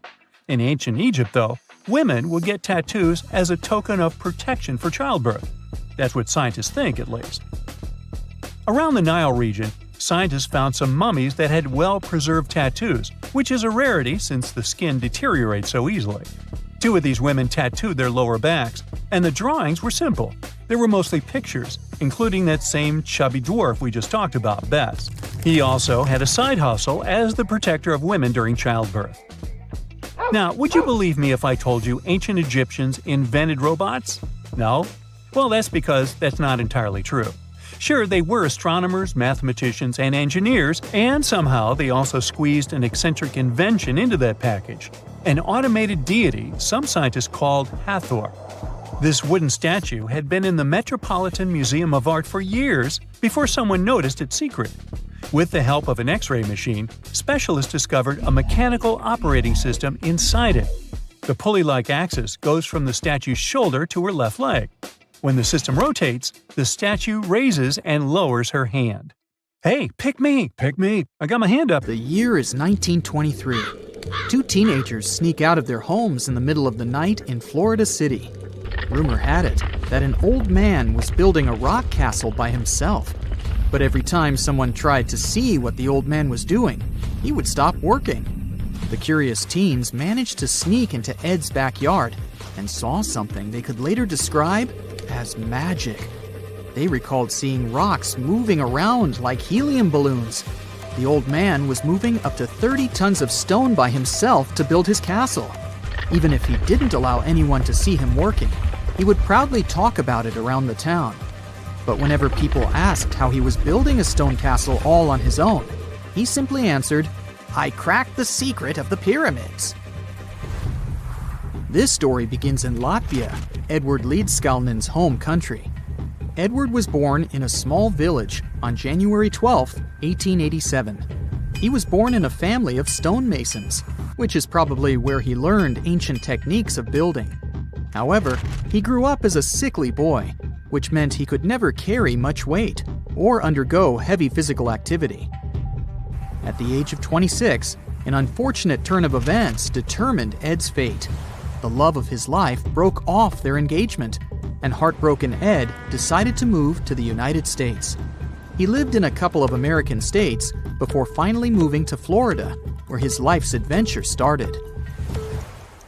Ed spent years searching for the right spot of land to build his dream house. He always rejected good farmland.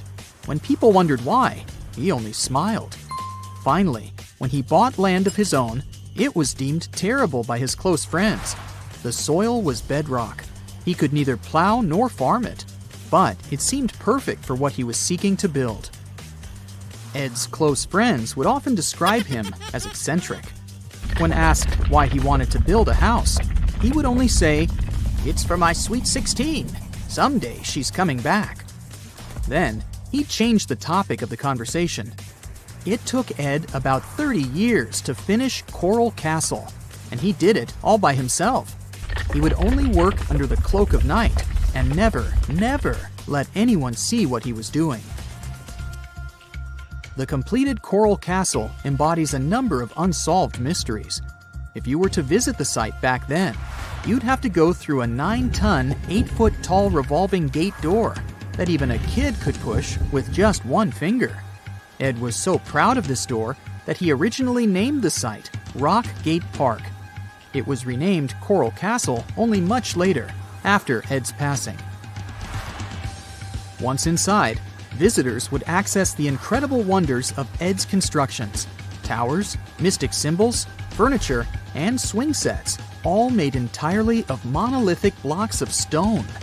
The stones are set on top of each other, using only their weight to keep them together.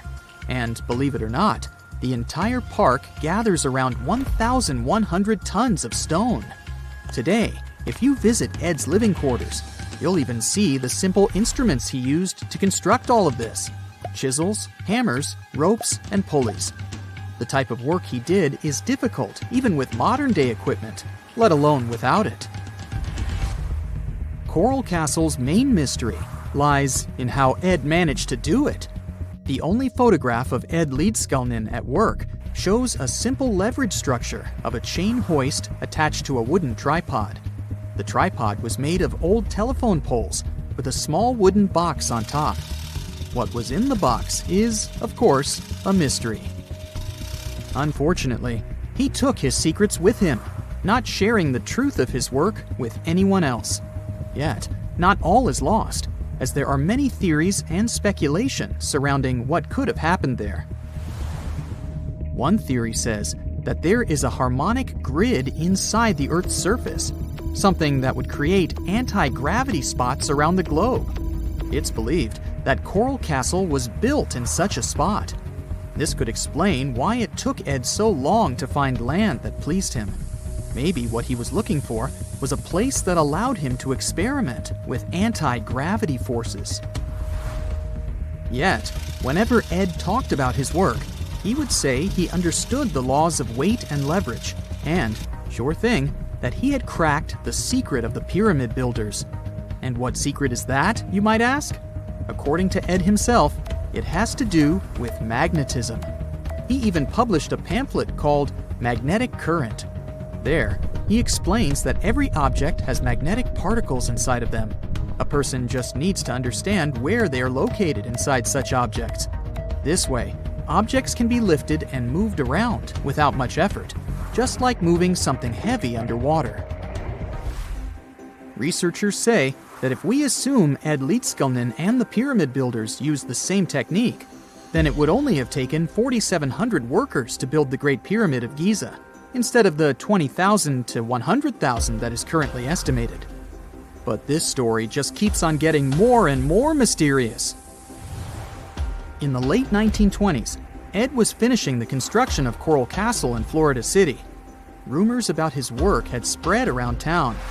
People said Ed was hiding a stash of money somewhere in his living quarters. One night, a group of men waited until Ed was alone and broke into the castle to rob him. They couldn't find the money and, luckily, didn't harm Ed. But in the following days, he decided that it was best he moved out of that land. Of course, he took more than his toothbrush along with him. Ed decided to move the entire Coral Castle to another land, 10 kilometers away from where he had built the park. Legend says he hired a truck driver and asked him to swear secrecy about what Ed intended to do. He asked the driver to look away while Ed loaded the truck by himself, moving all of the rocks without any help. With the truck loaded, Ed and his castle moved to Homestead, Florida, where the park is located until this day. In 1986, a group of engineers from Florida University was called to try to fix the park's gate entrance, the 9-ton revolving door that Ed was so proud of. They arrived with plenty of modern-day equipment, including a 20-ton crane. When the engineers took the door down, they noticed that Ed had used a strange circular stone at the bottom of the revolving door. The engineers couldn't understand how this frisbee-sized rock could withstand 9 tons of weight without breaking into pieces. They sent the rock to the geology department at the University of Florida, but the geologists simply returned the rock, saying they couldn't find a match of this rock in their databases. They couldn't determine its origin. The engineers put the 9-ton gate back into place, trying to use other techniques. At first, it didn't work without the base rock Ed had originally used. So, They had to cut the gate rock to make it work as a revolving door once again, proving that modern-day technology couldn't replicate what Ed had done single-handedly. Fast forward to 2011, and another man claimed to have cracked the code of the pyramid builders and Ed Leedskalnin himself. Wally Wallington, a retired construction worker from Lapeer County, Michigan, has managed to build using similar techniques to those used by Ed. Wallington is known for having built his personal Stonehenge in Michigan. He is said to have used simple machines, such as levers and counterweights, moving around multi-thousand-pound concrete blocks. Unlike Ed, Wallington has shared his techniques with the public. Multiple videos are showing the clever engineering he built from very simple materials. It sure is impressive. The man has moved his entire barn into another property just with the help of simple tools. However, there is no way to prove that these were the same techniques used to build Coral Castle. To this day, the secrets of Coral Castle haven't been unraveled. But hey, we can always keep trying to solve it. Imagine working 7 days a week on a large-scale construction site. You, along with thousands of others, carry millions of stone blocks and put them on top of each other according to a complex system. You work without modern construction equipment. You have no air conditioning or constant access to water. It's so hot outside that you can fry eggs on the road. You've been building the pyramid for decades, and now, when it's finally done, you enjoy the result of the colossal work of thousands of people. You're looking at a giant cultural monument of global value that will freeze in time and amaze people for tens of thousands of years. A few thousand years have passed. People in the 21st century see the pyramids and are like, wow, I can't believe humans have built this. Yeah, the people who built the pyramids wouldn't have appreciated such a theory. But actually, there are reasons to believe that people built it using some fantastic technology. From the outside, it seems the Great Pyramids are just big triangles of stone. People just put some heavy blocks on top of each other, and that's it.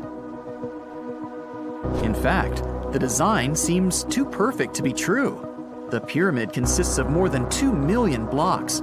They lay so close to each other and are so even that you couldn't squeeze even a thin sheet of paper between them. Scientists still can't figure out the exact technology for building the Egyptian pyramids. One of the biggest and most famous is the Great Pyramid of Giza. This huge construction, well known all over the world, has one big secret. There should be a capstone on top of the pyramid. It's a triangular-shaped stone block, a small pyramid on top of a huge one. It's also called a pyramidion. The builders of ancient Egypt made it out of granite and limestone and covered it with gold. No records or old drawings prove that there was a pyramidion at the top of the Great Pyramid of Giza. But there's another ancient Egyptian structure with such a triangle, the Red Pyramid. It was built before the Great One, and its capstone has survived to this day. Archaeologists have found and reconstructed it. But where could the capstone of the Great Pyramid be? It's a mystery that still has no answer. Some are sure that some thieves have stolen it from the top. Maybe they just climbed up and pushed the pyramidion down. It makes perfect sense. The capstone was probably the most valuable element of the pyramid. Many scientists and archaeologists still don't know its exact purpose. Some believe that this peak covered with gold glorified the pharaohs. The capstone reflected moonlight at night and illuminated the entire space around it. During the day, the capstone reflected sunlight with its shiny surface. You could have noticed it from afar. The top of the pyramid was a kind of guiding star for lost travelers. All other stone blocks of the pyramid consist of limestone. People polish them to make them look shiny. In the past, they were even glowing and reflected light. You could see glowing pyramids from space, although they looked like tiny lights. Over thousands of years, winds, sandstorms, and rains have changed the pyramid's appearance. If people had taken care of them all this time, they would have looked like something out of science fiction movies or the pyramids from Las Vegas. But unfortunately, we will never see their original appearance. Some archaeologists and scientists believe that the capstone could absorb the sun's energy and distribute it evenly throughout the pyramid. No one knows precisely why the Egyptians needed this technology. There's a theory the pyramids are ancient energy systems. The pharaohs applied this energy to use some unique technologies that were more advanced than all the achievements of the 21st century. And the triangular shape of the pyramids was ideal for boosting this electromagnetic energy. In theory, solar radiation, or electromagnetic forces, accumulated at the top of the pyramid, filled the inner rooms, and then went down the walls to the base. Any surface distortion could prevent the flow from spreading, so they had to create a perfectly smooth surface. That's why they installed the blocks so that nobody could squeeze a needle or razor blade between them. Many people believe in this theory because they built the pyramids from limestone. This material can hold energy inside itself. In the inner part, they created granite deposits to cause air ionization, that is, to create an electric charge. They also dug channels under the pyramid for water to transmit electricity. And at the top, they put a gold capstone, the best conductor of electricity. So, this is how you get a great power generator. Different cultures used similar technologies to create electricity all over the world. But these are all theories. If it had been working, humanity would have used these technologies today. There are mentions of the metal industry, chemistry, engineering, physics, mathematics, and astronomy in some ancient records. Most scientists don't believe in all these things. We know the detailed stages of the technology's development in different cultures. In the 21st century, scientists, historians, and anthropologists can track the evolution of all modern devices. If people had created some technological inventions in ancient times, the history of the world would have looked different. Perhaps all the achievements of antiquity could have been wiped off the face of the earth by global cataclysms, and it can happen to us. Just imagine how people would dig up a laptop in 5,000 years. Perhaps they wouldn't understand what kind of device it is. Another Egyptian wonder surrounded by mystery is the statue of the Sphinx. The Egyptians carved it out of a single massive piece of limestone about 4.5 thousand years ago. But scientists still don't know the exact date of its construction or who built it. People painted the Sphinx in different colors, so it looked much brighter and more vivid in the distant past. It was shining just like the Great Pyramids. Anyway, time hasn't only changed its appearance, but its name too. Initially, the Egyptians called it Horemheb. The Greeks renamed it the Sphinx about a few hundred years after it had been built. The Sphinx emphasized the greatness of the rulers of Egypt. It also performed a symbolic function of a watchdog guarding the tomb of the pharaoh and the paths leading to it. This version sounds realistic, since archaeologists have discovered many secret entrances at the foot of the Sphinx. Perhaps these rooms and intricate tunnels lead to underground halls with treasures. And treasures don't always mean gold and jewelry. According to legends and theories, the Sphinx guards the Hall of Records, the storage of all humankind's knowledge. The information about the ancient mythical state of Atlantis could be there. You can find many detailed maps of the internal dungeons of the Sphinx on the internet. They show structures 12 stories deep under the statue. It looks like a small city filled with gold, scrolls of knowledge, and various ancient artifacts. But don't believe all these maps. These are just theories. Several thousand years have passed, but people have very little information about it. Archaeologists know that there are still many strange and exciting things about the Sphinx that are still undiscovered.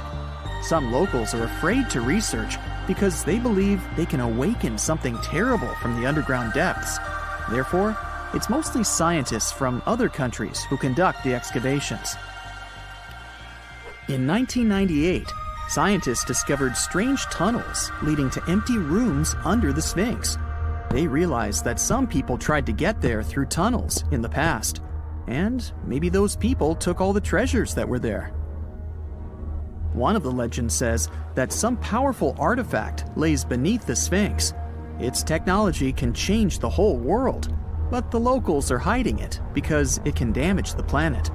Some believe that you can find evidence of unknown technologies painted on the granite walls in the pharaoh's tombs.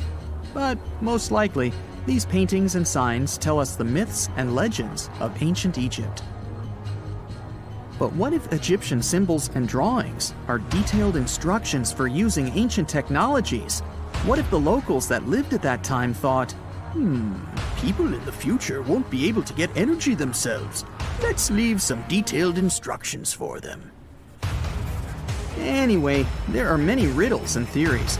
In reality, the search for answers is a dangerous undertaking, since it's not easy to get into the underground halls. Excavations can ruin the structure of the entire Sphinx. Any person inside the tunnels may get lost and never be able to find their way back. Besides, it costs a lot of money. Now, what would be awesome is if people could invent some device that could scan underground areas and show their detailed models. Under the burning sun, among the sand dunes, somewhere in the Sahara Desert, you're walking in search of an ancient treasure. Finally, you find a strange rock in the sand. It's big, looks like a large piece of black coal or rock, but something shiny on its surface makes the rock unusual. This unique find is the oldest thing that has ever been discovered on our planet. This rock was born long before Earth appeared in outer space. The unusual meteorite was found in 2020 in a remote area of the Sahara Desert. Scientists have analyzed the isotopes of magnesium and aluminum on the stone's surface and found that its age is about 4.5 billion years. At the moment, this is the oldest sample of magma from space in history. It belongs to a small protoplanet that didn't have time to form completely. It happened a very long time ago when our solar system was forming. Many huge asteroids were floating in space. Some of them were formed into huge celestial bodies, which later became planets. The big rocky planets were absorbing the smaller ones. The rock was part of a little protoplanet that just began its formation, but another huge asteroid destroyed it. The planet shattered into billions of pieces. Some of them became part of other planets. Some flew outside the solar system, and one piece that had been wandering in space until our Earth was formed. After that, it hit the planet's atmosphere and fell into the territory now known as the Sahara Desert. The rock was discovered in 2020, but the erosion of extraterrestrial rocks shows that it could have fallen much earlier. This ancient thing weighing around 70 pounds has several pieces of different meteorites inside. In simple words, it's a volcanic rock consisting of lava. It has cooled, solidified, and crystallized. That's why you notice the glitter. Scientists hope that further study of the rock will help to learn more about our solar system foundation. The biggest asteroid discovered in the U.S. is the Willamette. Its size is 84 square feet, and its weight is more than 15 tons. This is half the weight of a bus. Several people can fit on the surface of this outer space object. But the coolest thing is that it's not a rock like most meteorites that were found. Willamette is made of nickel and iron. This massive piece of metal was discovered in 1906. Now, the huge rock is kept at the American Museum of Natural History. The largest meteorite ever found is Hoba.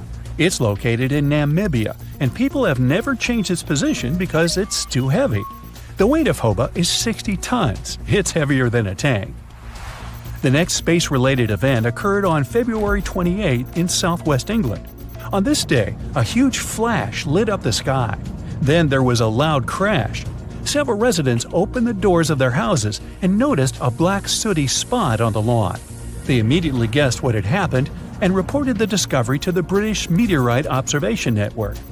If you ever find a meteorite, report it to some geological research or space center as soon as possible.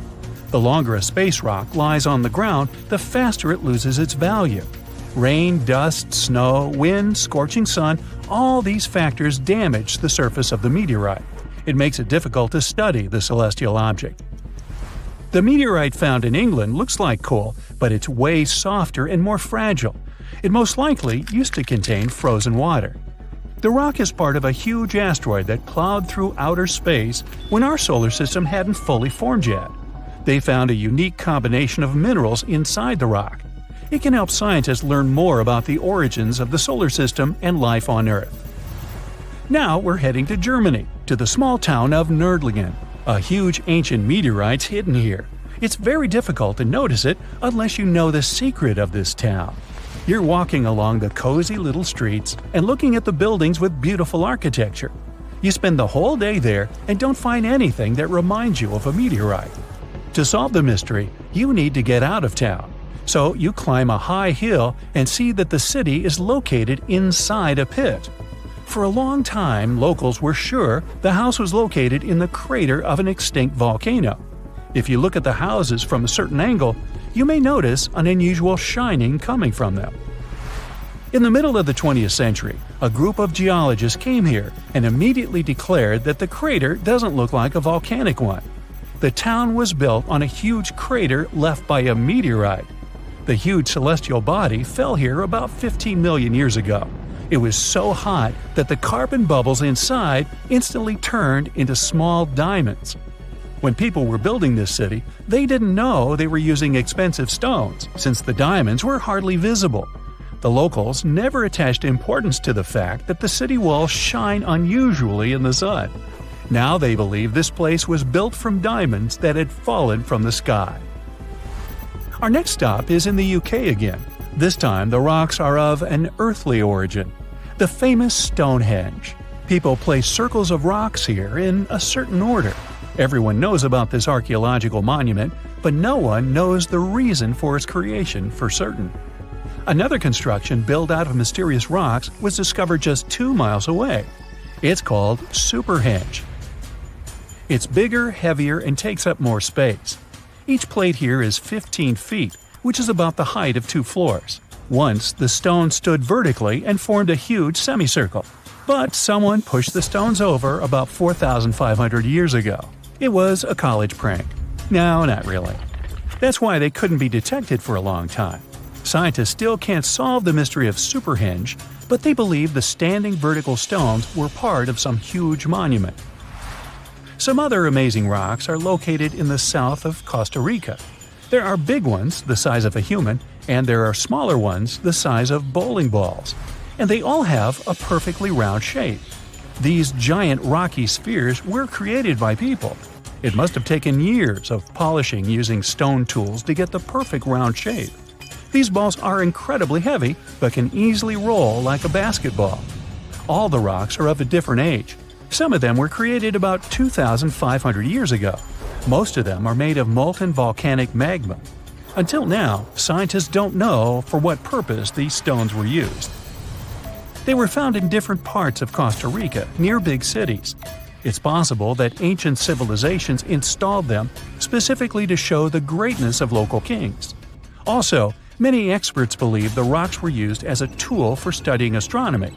The people who knew their purpose of the rocks had disappeared, and the history of the stones was lost along with them. Let's finish our journey with the coolest archaeological find. You're walking through the desert of Peru and climbing a low hill. You look down and notice the surface of the hill is covered with strange lines. You walk far away and see a huge cat on the hill. Such a drawing is called a geoglyph. Its length is around 120 feet, which is about half the size of a Boeing commercial jet. Archaeologists discovered the giant cat in 2020 and found out that it had been created somewhere between 200 and 100 BCE. This huge drawing is part of a mysterious group of different pictures. In addition to the cat, there are other animals, plants, and fantastic figures. All of them were found in the desert of Peru. The kitten was found by chance. Archaeologists didn't see it at first because natural erosion on the hillside had almost erased the silhouette. Mirror check. You've got your beige parka on, your chisel is packed, and your overnight plane ride to Saudi Arabia is booked. You know what this means, right? Unfortunately, you weren't cast in the remake of Dune. It just means that you're ready to go explore the world's largest desert areas in the hopes of uncovering prehistoric secrets about our ancestors. Let's get one thing straight. If you ever thought that deserts were empty spaces, think again. They might be filled with sand as far as the eye can see, but they also hold a lot of history, because before humans settled down in cities and towns, we were nomadic people, and we traveled all around the globe looking for food, water, and shelter. So we had to come up with some interesting stuff to survive. Like this thing that was found in the desert of Saudi Arabia. Do you have any idea what this could have been? Over many years, scientists have discussed the origins and use of huge structures such as these ones. It seems our Neolithic ancestors were way smarter than we gave them credit for. They didn't spend all their hours around the fire carving weapons out of stone. No, they were also practicing their architectural skills. These huge stone structures are called desert kites, because if you look at them from a distance, well, they sort of look like kites. Archaeologists have arrived at the consensus that these kites were used to lure animals in. This way, it would make it easier for our ancestors to guarantee their week's food. But that's not all. Take a look at these monolithic structures right here. They show us that our ancestors probably drew on rocks, the blueprint of what they were going to build on the ground. Just like modern-day architects, desert kites could be miles long, so they drew out a plan before actually building them. The most surprising feature of all is that these kites were built even before things such as Stonehenge. We're talking around 7,000 to 9,000 years ago. Over the last decade, scientists have been able to identify over 6,000 desert kites spread across the Middle East and West and Central Asia. If you don't think this huge, try building something this large without the help of any drones. It looks like a pretty difficult feat to me. And apparently, Saudi Arabia's desert is filled with more amazing things. Scientists have found mysterious stone structures that are older than the pyramids of Giza in Egypt. So of course, you can't wait to go check that out. Can we all agree that carrying around heavy rocks to build a pyramid without the help of modern technology sounds absurd? I mean, how on earth did they do it? Now imagine turning back the clock about 2,000 years into the past and finding humans that built similar gigantic structures in isolated areas. Take a look at these so-called mustadils.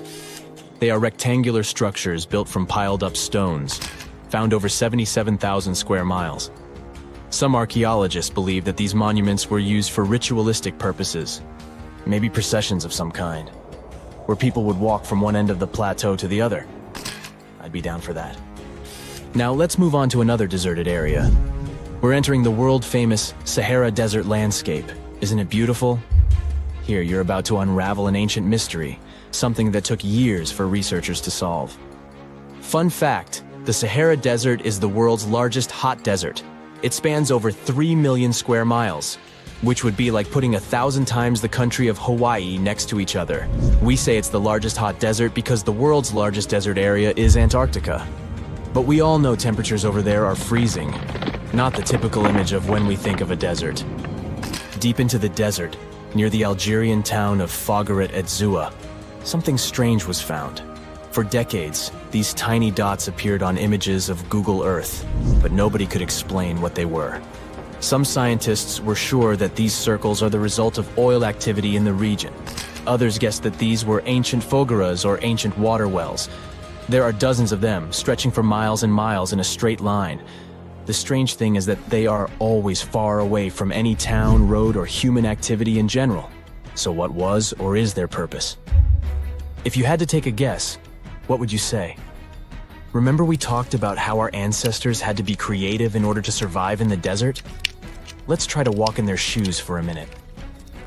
Imagine you're a nomadic hunter-gatherer living in a desert area.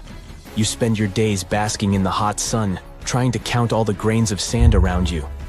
But you also need to eat and drink water. But how on earth do you get water in a desert? Sure, you can hope to keep running into oasis every week or so, but that seems a bit risky, doesn't it? That's why North African people invented the so-called fogeras. The fogeras are a 2,500-year-old irrigation system. Locals would dig deep wells in elevated areas, wells deep enough to tap into underground water. Then, they would dig parallel shafts at regular distances. This way, the water would flow from the main well down into all the shafts and irrigate entire areas. Travelers could stop by the shafts and quench their thirst. They could also raise livestock and tend to crops. Pretty clever, huh? As much as these holes did look like fogaras, a little bit of research would show you that they're not. You see, these shafts were built in a line, and not in a circular shape like the ones we're looking at now. So maybe it has something to do with the second option? Maybe these desert holes were related to oil activity in the region? Let's have a look at the holes up close and personal. From Google Earth, they don't seem that big, but in real life, they are huge craters. The tip to uncovering what they are is hidden beneath the sand. If you were one of the researchers originally uncovering the truth behind this mystery, you would have found something unique hidden in the sand: old dynamites and vintage sardine cans. Putting the pieces of the puzzle together, scientists found that these sardine cans were a model from the 1950s and 1960s. It seems that entire teams from that decade would camp out while they surveyed the area for oil. And what about the dynamites? These were used for seismic surveying. This is an old technique, used to identify if there is oil and gas beneath the Earth's surface. Still in North Africa, you find out about another desert mystery worth exploring. Near the city of Tiaret, southwest of Algeria's capital, one runs into 13 peculiar monuments. These structures are also called jedars, and yes, I am aware of how much that may sound like a Star Wars reference. They are pyramid-like in their shapes, and as far as scientists know, they were used as final resting places for the people who lived in the region. Can you guess who these were?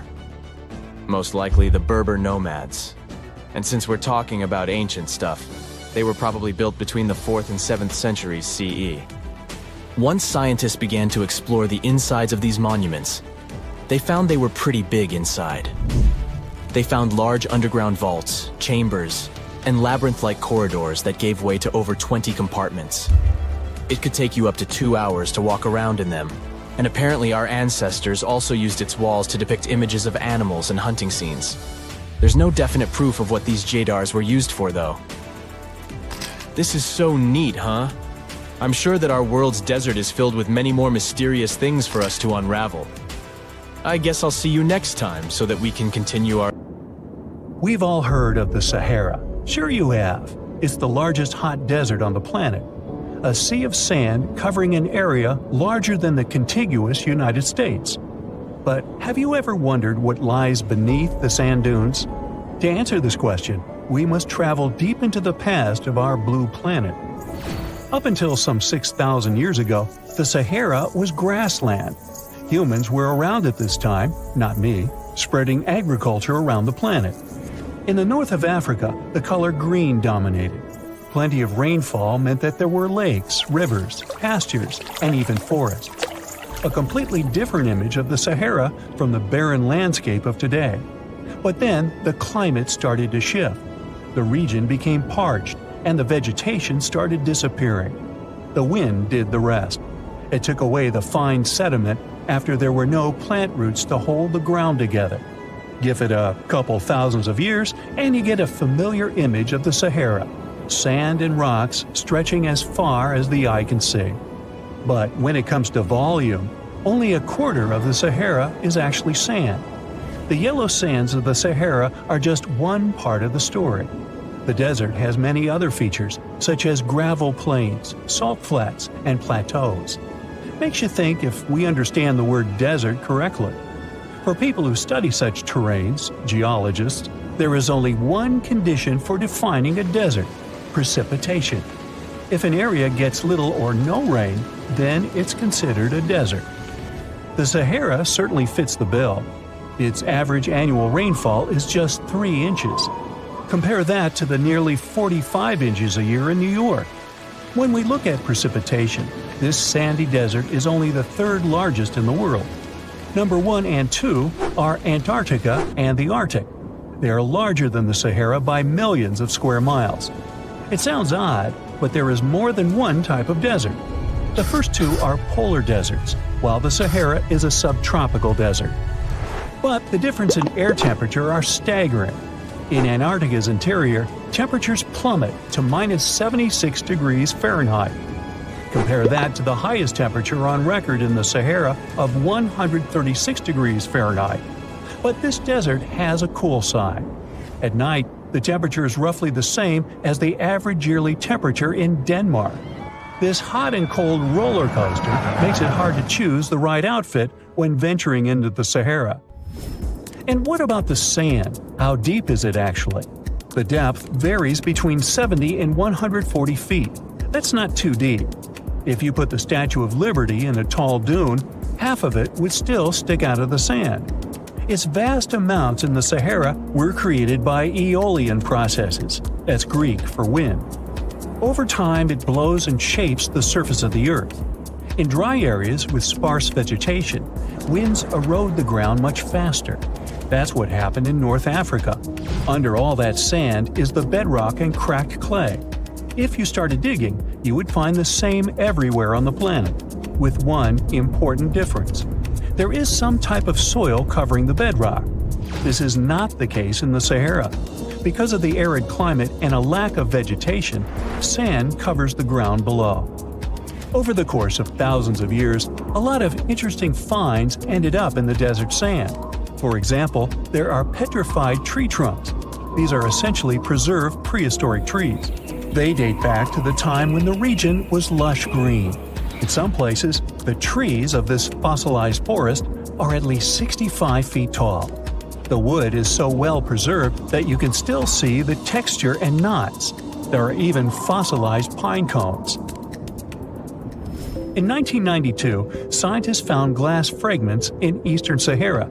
These canary yellow glass shards were scattered across hundreds of miles. They didn't belong to an ancient civilization, although ancient Egyptians used them to make jewelry. In fact, the breastplate of King Tut had a beautiful scarab beetle centerpiece made from this desert glass. For a long time, scientists were puzzled about the true origins of these fragments. They finally concluded that the glass was around 29 million years old. It is an impact tape. If that sounds like it has something to do with the word impact, you are correct. These rocks are formed when a meteorite hits the surface of the Earth. This generates a lot of heat.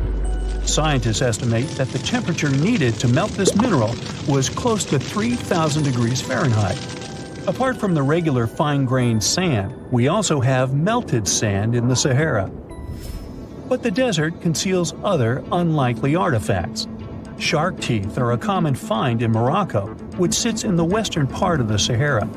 What are the fossilized teeth of these marine predators doing in the middle of the desert? This part of the world looked entirely different millions of years ago. There was a sea cutting right through what is now a desert. The Trans-Saharan Seaway ran the length of present-day Algeria and Mali. It was around 165 feet deep. That was enough for all sorts of aquatic animals to inhabit it.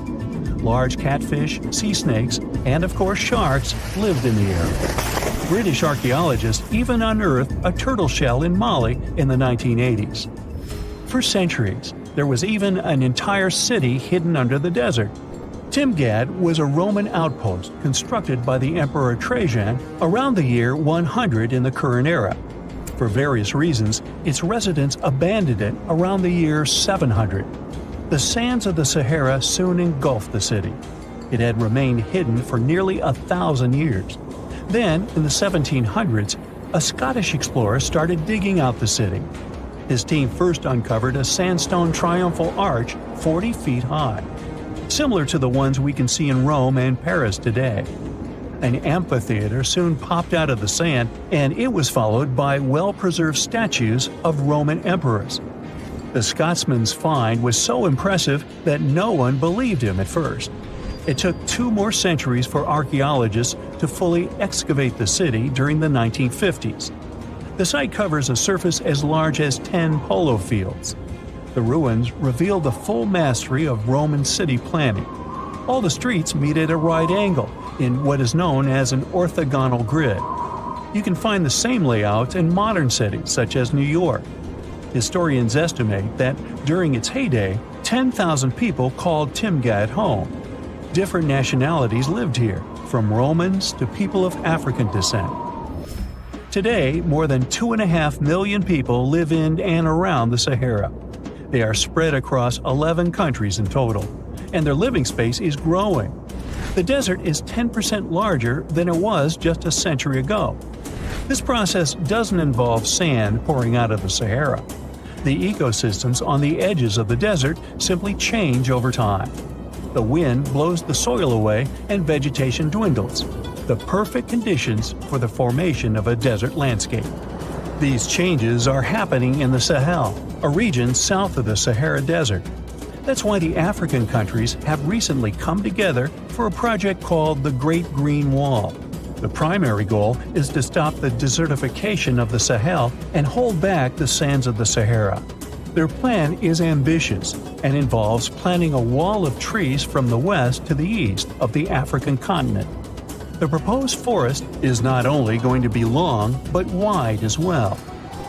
The Sahara and the Sahel share a historic bond. Since antiquity, camel caravans have been making the journey from Africa's Mediterranean coast in the north to the savannas in the south. The golden age of this trade kicked off in the 9th century. The perilous journey took several months to complete. The route was 2.5 times longer than the length of the Grand Canyon. Explorers still find evidence of these ancient caravans hidden away under the sands of the Sahara. In 1850, French scientist Auguste Mariette went to Egypt looking for manuscripts, but accidentally found a head of a sphinx sticking out of the dunes. He cleared the sand and figured out the Sphinx was guiding the entrance to some underground construction. Several months later, he finally entered the Serapeum of Saqqara. Inside, he found an enormous granite sarcophagi with remnants of 64 bulls. Scientists are still amazed by the tech that the ancient Egyptians used to transport those enormous boxes. The Serapeum was built around the year 3000 before the Common Era. It was an underground tomb built to honor the sacred Apis bulls of ancient Egypt. It had a long hallway, almost 500 feet long, with giant stone rooms on both sides. Some of the sarcophagi weighed as much as 50 average cars, and all of them were made with super precision, with exact 90-degree angles. These sarcophagi were beautifully decorated with hieroglyphs and carvings that told stories about the lives and importance of the Apis bulls. Now, there are 24 sarcophagi left. In ancient Egypt, Apis bulls were very special animals connected to the deity Ptah. They thought the bulls carried Ptah's spirit and wisdom, helped the pharaoh, and protected the Egyptians. Priests looked for special markings on young bulls to find Apis bulls. It could be a white triangle on its forehead, which symbolized divine light, a shape on its back like a vulture's wing, and a scarab shape under its tongue, which stood for rebirth. If a bull had these signs, they believed it was chosen by Ptah and treated it like royalty. The chosen bulls lived in a special temple in Memphis, the city where they worshipped Ptah. They received the best care and offerings from visitors who wanted their blessings. When an Apis bull passed away, it was treated with great honor and mummified. When Mariette entered the Serapeum, he noticed traces of rollers on the gallery's floor and found 2 wooden horizontal winches. Each had 8 levers. Later, other explorers saw double rails. The burial chambers were lower than the hallway floor. To get the boxes into place, workers filled the chambers with sand so the sarcophagi could be rolled in straight. Then they slowly removed the sand to gently lower the boxes into perfectly cut spaces in the bedrock. A carved stone sign found in the Serapeum said it took 28 days to move just one sarcophagus, and its lid into its spot during the time of Ptolemy II. The extreme precision of the sarcophagi with 90-degree angles also has an explanation. Ancient Egyptians wrote texts, or rather, papyrus, on geometry a long time ago. It shows that they knew the approximate number pi and could calculate the volume of a pyramid with its top cut off. If they could figure out complicated math like that back then, it makes sense that they could also carve perfectly flat surfaces 500 years later. All this sounds pretty legit, but some people think certain things don't add up here. The size of boxes is way larger than the size of bulls, yet they buried pharaohs in tiny coffins that barely fit their bodies. The sarcophagi are made out of granite with crazy precision, and they could have just used limestone, which would have made things way easier. The transportation of the boxes seems pretty simple, but only in theory. If one person could pull about 440 pounds, then at least 250 people would be needed to pull just one box. The tunnels in the Serapeum are really narrow, only about 2 feet wider than the boxes themselves. There's no way hundreds of people could have squeezed into those tight spaces to pull the boxes. And even if they did, how would they turn the box in the cramped corridor, lower it into its niche, and place it perfectly in the middle? Somehow, they did this 24 times, and every box is centered perfectly. Plus, the chambers were dusty, and there were no signs of soot from lamps. This means they must have worked in almost complete darkness. The real use of the boxes could also be different. A long time ago, even before the Egyptian pharaohs ruled, the local people already knew how to use fermentation. It happens when tiny organisms called yeast eat certain ingredients like starch and turn them into gas and ethanol. So someone in ancient Egypt probably put food like barley, bread, and even meat inside a giant stone box, then closed it tight with a heavy lid. These stone boxes, carved from granite, were so precisely made that they were almost completely sealed, so nothing could escape from it. As the yeast inside the box started working, it created more and more CO2 gas. It built up pressure inside the box. The granite boxes were incredibly strong. They could handle more pressure than a car tire can hold. When granite was squeezed under such pressure, its crystals produced a tiny electric charge.